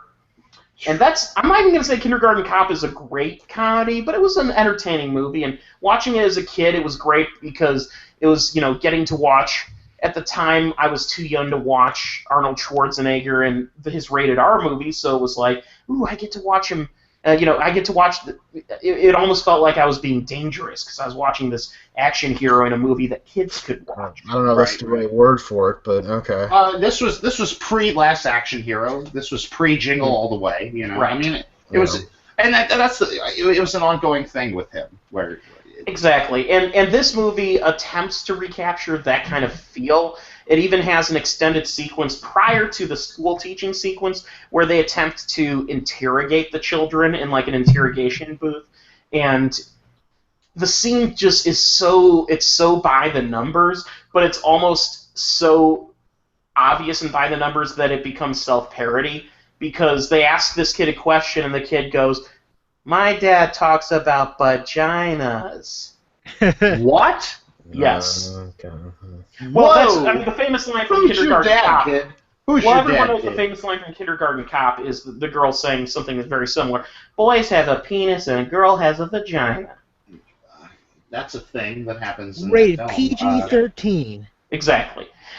I'm not going to my say... my dad talks about vaginas. It's like, well, that's because your dad is looking to have a sex change operation. Actually, Your dad's watching your neighbor across the street, and you should call the police. my favorite running joke in this movie amongst the children is there's this one little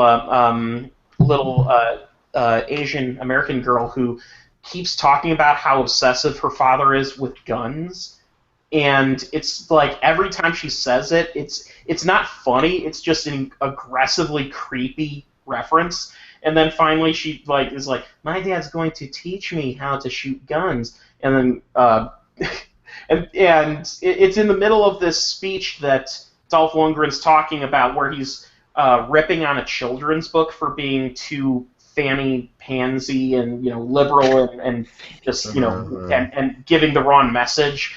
And when the kid says that, it's like a kind of reversal moment where he's like, "All right, well maybe you're a little young to shoot guns," and it's like, oh wow, so he does have a limit. The movie is, like I said, I'm not going to recommend the movie. It has if you are a fan of the original movie, just watch that.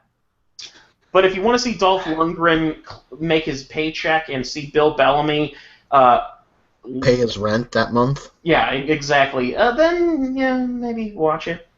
I'm going to take you back. I'm curious about the sepia-toned image they have on Netflix, though. It's like they're trying to paint it as an art film or something. That's weird. Have you ever seen that? Like when you pull up the image of Kindergarten Cop on the Netflix queue, it's like this sepia tinge. Well, let me talk about that. They don't have a face-off style flashback where a kid gets killed? No, unfortunately. Oh. Every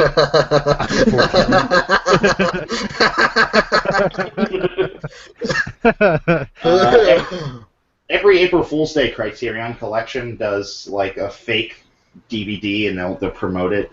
One year they did Kindergarten Cop, and the cover of the Criterion Collection Kindergarten Cop DVD was Arnold with the sunglasses and holding a shotgun drawn in crayon. Mm-hmm. The more and they wrote up this whole like fake paragraph, like Ivan Reitman's death-defying social commentary film, like just all the shit that really doesn't apply. As time goes on, Criterion Collection should fucking put out Kindergarten Cop. Like, why the fuck not? Yeah, they already did Armageddon. Why the fuck not? They did do Armageddon. That was fucking weird. And to show once and for all how entrenched this movie is in being clearly made for like conservative parents who and espousing that, is where does Dolph Lundgren take his girlfriend on their first date? To a country western bar and do line dancing. I was gonna say Chili's. Yeah, well, Chili's is one thing. The country western bar for line dancing, that's like that's the peak of that. Like, and then he ran into the gang from Cool Runnings, and they got into a bar fight. Because conservatives hate black people? Whoa, I wasn't implying. Because we were talking about conservative politics. Yeah. I fucked up. Yeah. So, long story short, don't bother with it unless you truly feel intrigued by the conceit of seeing another Kindergarten Cop. When I watched the trailer for this, when the trailer for this released, I immediately got flashbacks of Christmas Story 2 and how badly that trailer was received. This movie is clearly shot inexpensively, but it doesn't have. Isn't Dolph Lundgren like a genius? Doesn't Dolph Lundgren have a super high IQ?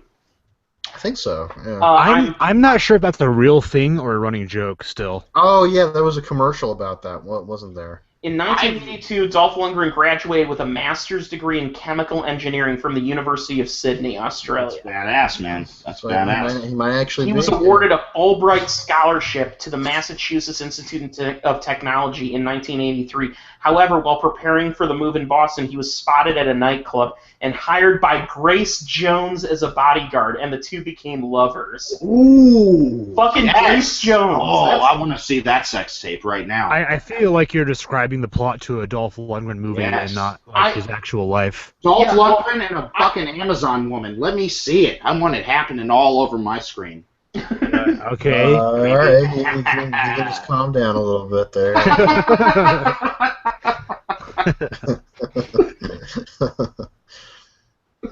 I'm So. wow. I'm So gonna the have dude- to move the on dude- because this Wikipedia entry involving Grace Jones and Dolph Lundgren is amazing because it involves Studio 54 and Chaz Palminteri.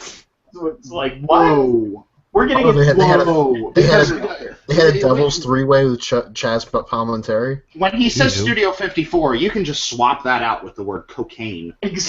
Well, if you've ever seen Grace Jones, you can just say yes. I know what cocaine as. I fucking love Grace Jones. I think Oh, Grace yeah. Jones, yeah, she's the fucking shit, man. So anyway, Yeah, she's okay. She's beyond okay. She's the fucking okay. I mean, I've seen better. Oh, she's a little passe, if you ask me. She's amazing. She's okay. Yeah. I love her. If you like that sort of thing, if you like that sort of thing, I would say that maybe it's time for a do-over. we got 5 minutes left. Fuck. I feel like I have cancer. Okay. Okay, so spoilers. I don't even fucking care. Spoilers. The do-over is about the cure for cancer, and how they have to save the cure for cancer from getting into the wrong hands. It's Adam Sandler. Adam Sandler. The whole. You guys have seen the trailers for this? Yeah, I have. I saw the trailer and I immediately said, this is something I could live without. The plot twist that happens a good 10, 15 minutes into the movie is that David Spade is a fucking schlubby loser, Ned Flanders-looking guy who... Like in real life. He goes to his high school reunion and meets back up with his best friend, Max Kessler, played by Adam Sandler, who... he doesn't look like fools in movies, usually. He's always, like in Ridiculous 6, they all got shit put on their face. Not Sandler. He was there. He's clean. He wants to relax and. I'm a clean man. I'm on vacation right now. What are you going to put fucking prop shit on my face? You're fired. Get off my set. Let me ask you, is Adam Sandler the best at what he does in this movie? No. And his delivery at times is No. When I say the best at what he does, is his character like really badass and awesome? No, his character's a fucking loser who has cancer. Adam Sandler? Yeah. Oh, okay. So David Spade's at his high school reunion. His wife, who I guess was like the prom queen, like super popular girl when they were in high school, has married him, but she's dancing with her high school boyfriend and grinding up on him. Played by Natasha Leggero, looking fucking rough. Oh my gosh, she's looking old. And I don't know if that's like makeup that they added. I literally got into an argument with my friend that I was watching the movie with, and I was like, that's not her. She's not that old. It was fucking her. What's wrong with her being... Nothing. I feel like the people in the film did something to her face to make her look... Because she's a bad character. Okay. Because she's a bad character in the film. I think they really like put some shit on her face and try to make her look uglier than she really is. Because she's a cute girl, Natasha Leggero. She's funny comedian. But okay, so Adam Sandler just shows up.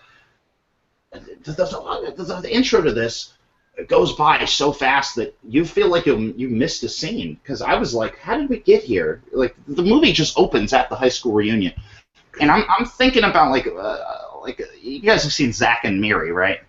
Yeah. Mm-hmm. That's got some intro scenes before they get to that segment. This movie just opens right the fuck up at the high school reunion. No time wasted. I don't know if that's a bad decision because like it gets the story moving, but at the same time, like I don't feel like I know these characters, and all of a sudden, like I'm at what feels like a pivotal story moment where they're reconnecting, and Adam Sandler comes in, and he basically it's just like, yeah, my life's great. Claims to work for the CIA or FBI or something like that. And David Spade goes back to his shitty life and gets beaten down by life and decides one day to call up Adam Sandler and say, hey, I'm sick of my life, let's party. So they party. There's like a little montage of them partying. And then they're on a yacht, and you see the yacht explode out of nowhere. Like it's mid-narration, and the narration cuts off, and the yacht explodes. And that's like the interesting twist part of the film. Like that's one of the only things in this that I would call interesting. Is like that's a decent setup, but then it just devolves into Happy Madison shit almost instantaneously after that. Does Nick Swartzen play a gay stereotype? He plays a clean-cut, stand-up FBI agent who, the running joke with him is that he's always outside the garage when they're about to make their getaway, so he gets hit by cars at least 3 times in the film. Okay. I was going to say, because that's actually more character than I know Nick Swartzen's done in like any movie. That's interesting. Bucky Larson's a character, I guess. It's not a good character, but it's a character. And it's a character with more personality than this. As fucking annoying as Bucky Larson is. This film... so David Spade wakes up after all that, and Adam Sandler has him tied to the bed. I'm like, oh, yeah, no, that's how he wakes up. He's fucking tied to the bed. Adam Sandler's there eating a salad.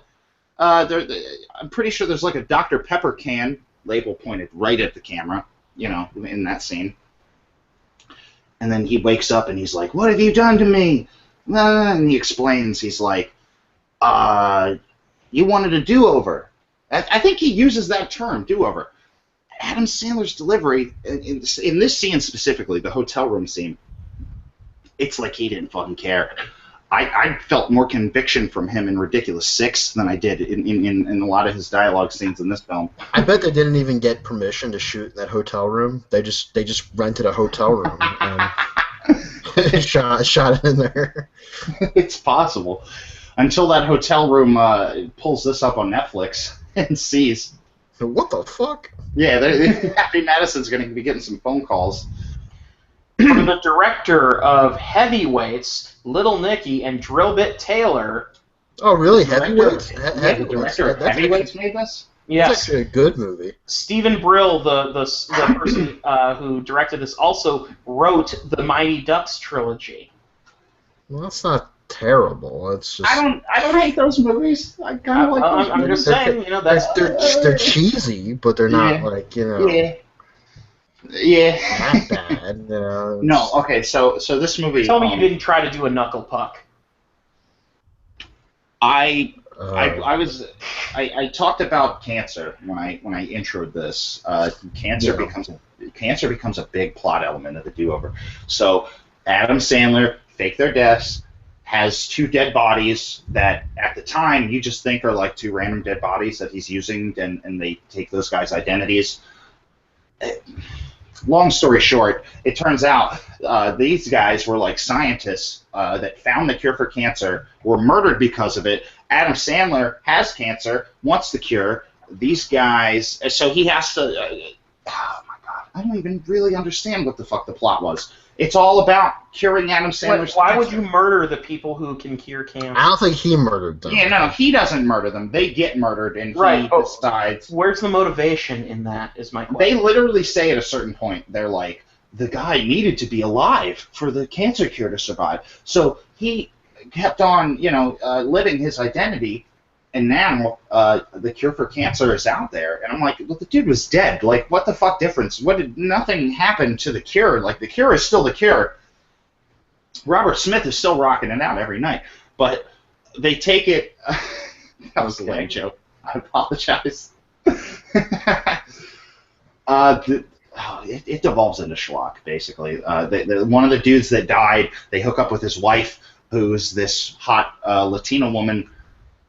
She plays David Spade, and then She plays as David Spade. Like no, she plays him. She gives a Fugazi. Like she takes advantage of him. I don't know. Is it Paula Patton? Yes, it is. Okay, all right. Yeah, that's who it is. She sucked. David Spade was like the one actor in this that was kind of trying, and I feel bad for him like all the time. I'm like, I don't know how the fact that you're friends with this guy, and this is what you got to do for like the kind of paycheck that you want, because David Spade could do anything. He doesn't need to take this job. He doesn't need to take this paycheck. He could be doing other things with his time, with his efforts, with his money. He looks fucking sad in this. Well, yeah, but like, Joe Dirt 2 wouldn't have been made if it wasn't. No, yeah, well, that's true. Maybe that has something to do with it. The motherfucker does not look like he wants to be on the set for this. One of the big running jokes with his character, and it's in the trailers, so if you've seen the trailers, you probably know the joke, which he works at a bank inside a grocery store, and everybody just calls him a grocery store employee, and he's like, I don't work at a grocery store. And that this movie happens, makes me want to not be alive. That happens at least 8 times. 8 fucking times they make a reference to the fact that he works at a fucking grocery store bank. And well after they fake their deaths. I'm like, motherfucker, you don't work there anymore. You faked your death. You're fucking dead. You don't work there. It doesn't matter. But no, I don't work at a grocery store. I work in a bank. Motherfucker, nobody cares. Shut up.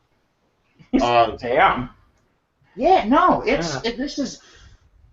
I don't think this is as bad as Ridiculous 6, but there's some interesting decisions here in terms of fascinating failures, because the decision to bring cancer into it, it's kind of like jaw-dropping, because you're like, why are you bringing this really serious disease into your fucking dick and ball comedy film? Well, in Funny People, Adam Sandler had a blood disorder, right? That is a film that was okay with that. Yeah. That's a film that takes place in reality. This film takes place in Happy Madison Land, which is not reality, and it All right, I'm going to read a few of the Rotten Tomatoes review blurbs just for fun, because I found some interesting ones about this movie. Pablo Villaca from Cinema M. Cena says, if there was a superhero called Captain Cinema, Adam Sandler would be his Lex Luthor. Yeah. That's kind of a lame quote, but... another person says, the nicest thing I can say about the do-over is you won't hate it. You'll just forget it mere hours after the credits roll. I hated it. Yeah, no, that's not true. That's not true. In fact, I'll say this, like, the reason I don't hate it is just because I've been so beaten down by these Happy Madison productions that I don't fucking care. Like, it was like watching an assembly line. For me, it's principle, because these movies are doing gangbusters on Netflix, and I hated it. And this movie is doing so well on Netflix when other movies could also be doing well instead of this movie.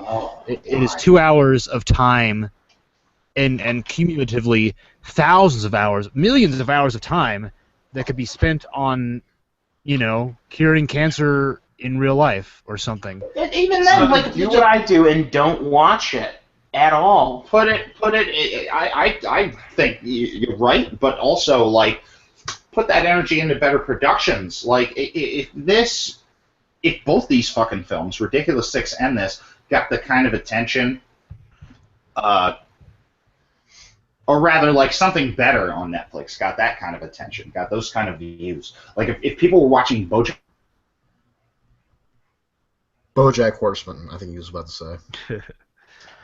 Beasts of No Nation, perhaps? I don't know why. I don't know why I volunteered to review this. but I it don't know why you did Well, that either. Because you hate yourself? I don't makes know. me want to die. Yeah, no, I really do. I'm pretty sure there's something wrong with me that I just continue to chase after things that will make me miserable, and that's why Adam I Sandler's volunteered guaranteed to do that. review this fucking Except shit. the cobbler. man. The cobbler was a Yeah, so the Yeah, cobbler was Cobbler, not.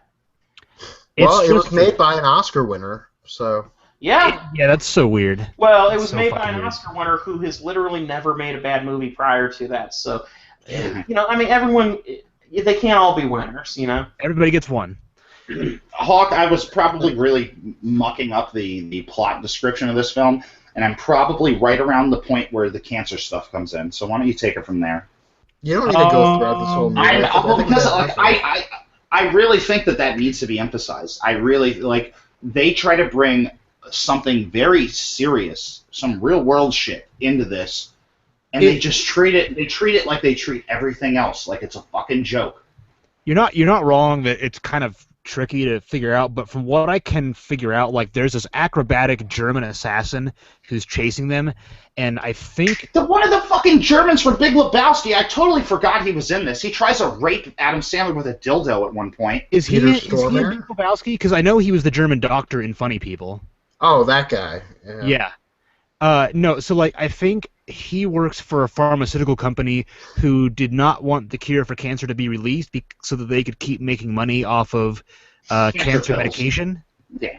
I think something like that, like off of Yeah, chemo. you're right.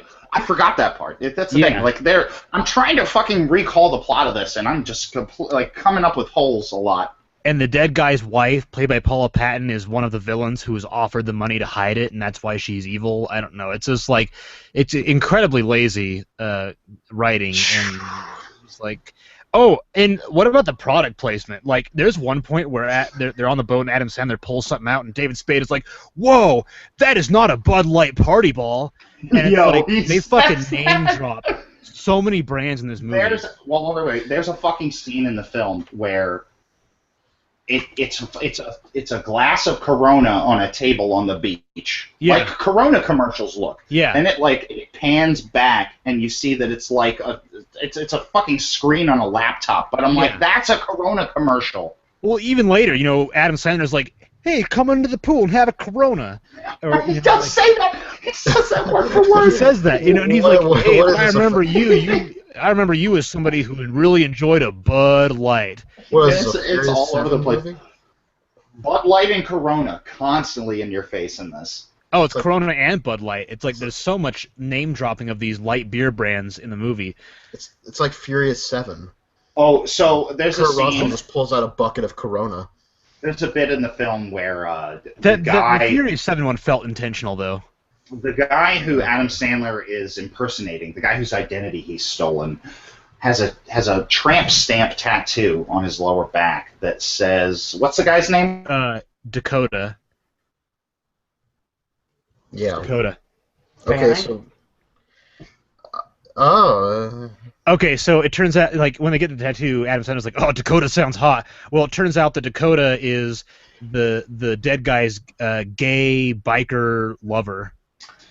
Well, yeah, and this shit goes from 0 to 60 in a scene where the gay biker is I guess like subbing Adam Sandler in his mind for his actual dead gay lover, but he's like leave me with something, and Adam Sandler deep throats his fingers. Yeah, they're joke. suckering to his fingers, and then Yeah.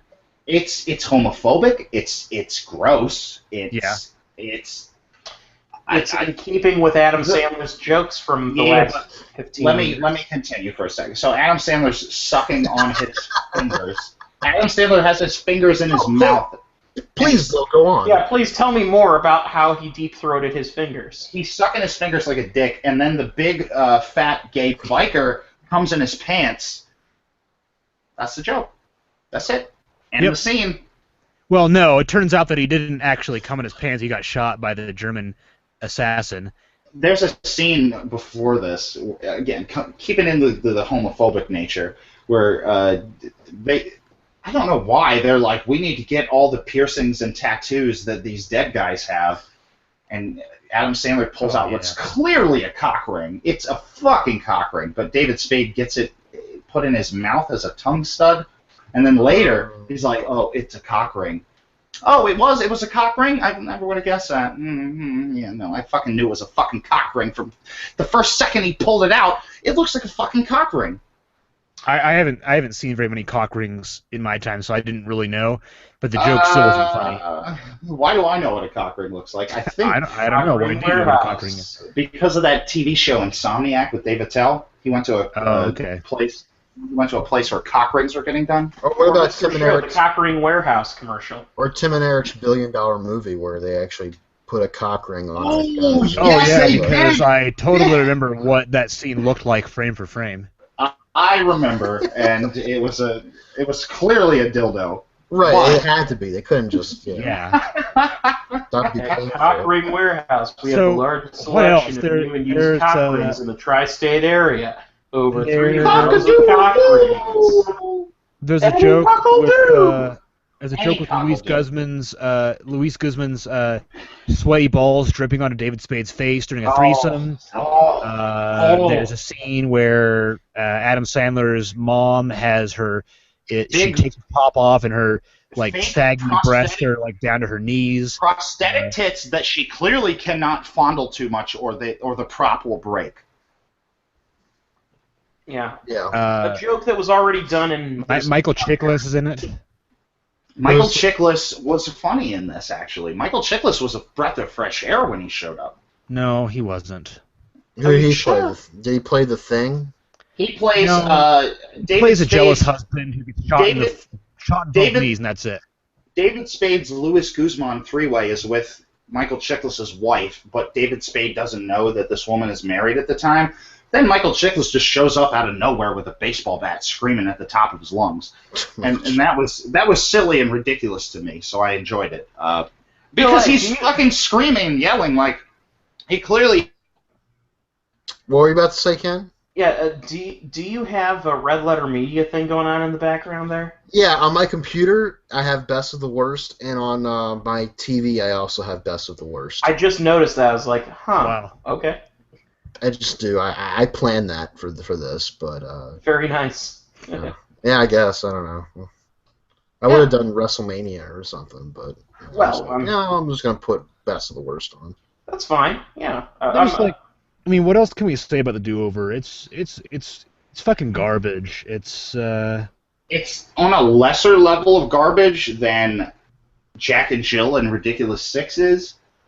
But it sucks. It's awful. And Adam Sandler has created levels to garbage. Yeah, I mean, there are now tiers to Adam Sandler's suckiness. Yeah, there are, and I wouldn't say that this is bottom of the barrel, but it's fucking right there at the second to lowest level it could be at. Oh, it's not a fucking war crime like Grown Ups 2 was. I mean, it's not good. That. Jack and Ridiculous Jill. 6 I would also put in war crime. Ridiculous 6 is absolutely that. I would say Grown Ups 2 is so much worse than Ridiculous 6. I'm not going to argue that point. I haven't seen Grown Ups 2, and I'm never going to. So Grown Ups 2 is might be one of the worst movies I've ever seen in my entire life, and I've seen bad movies. All right. Yeah. Okay. I'm not going to argue that point. I do not want to have the ability to argue that point. So you totally should, though. Oh, it's never happening. You're never going to make that happen. Did you hear about those guys?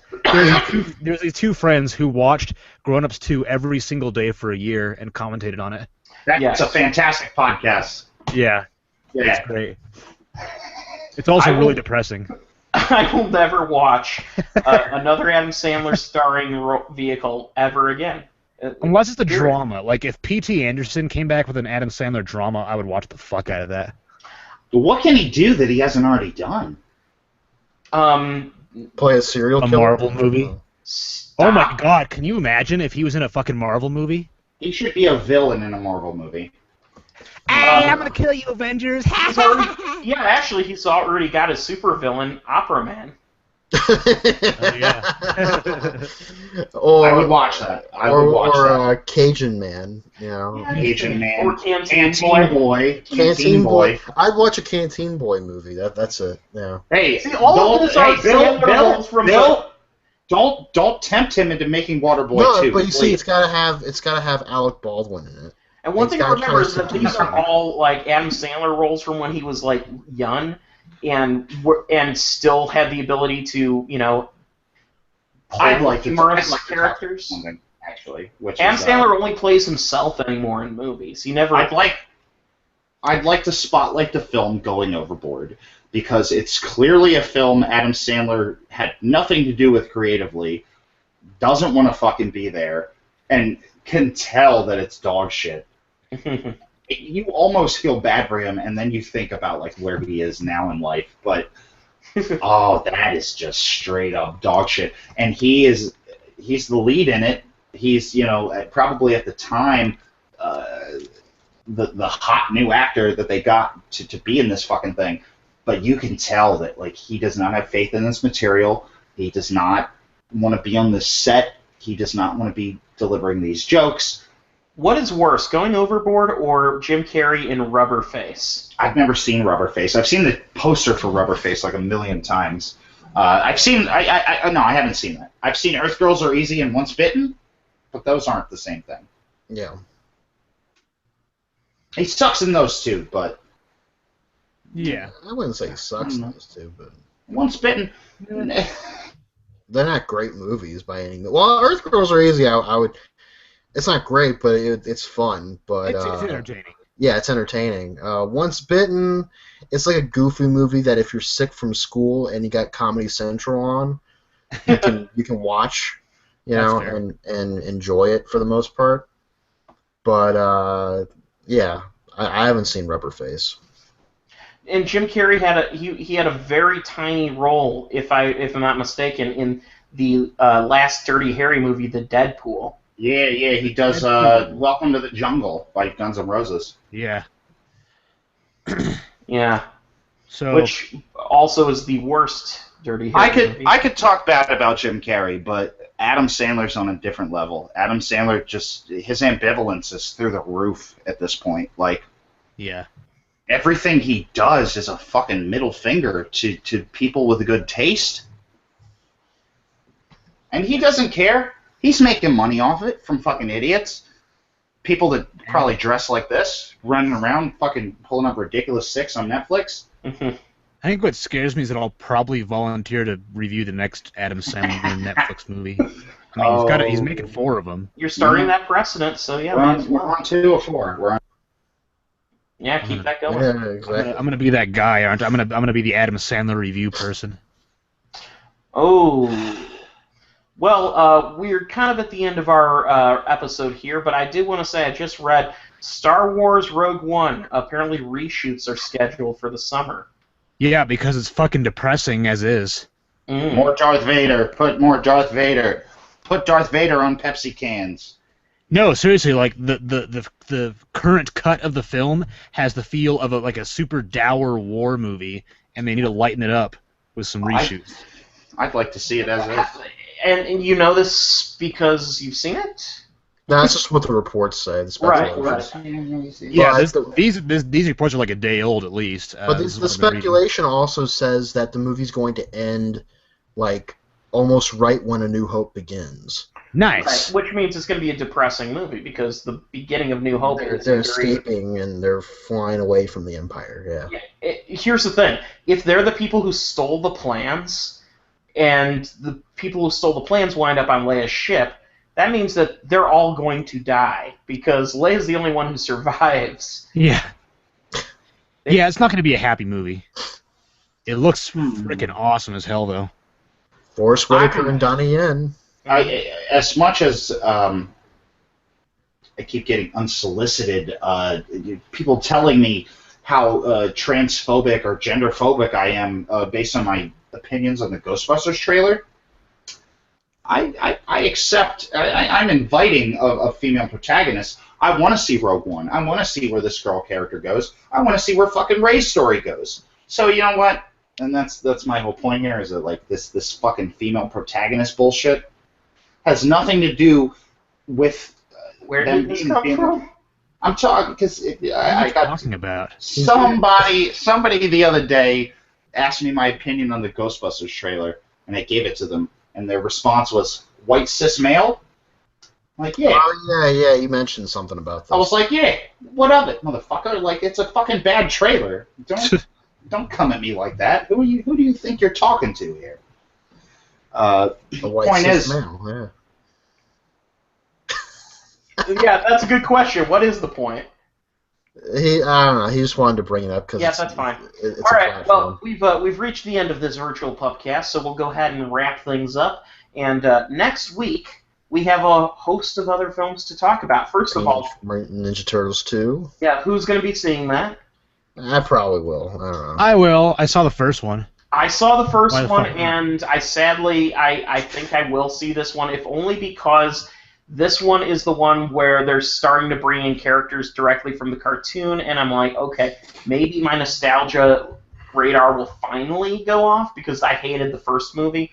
Who knows? Maybe it'll happen. Then We Pop also got Stars coming out this weekend. Never Stop, Never Stopping, which Yeah.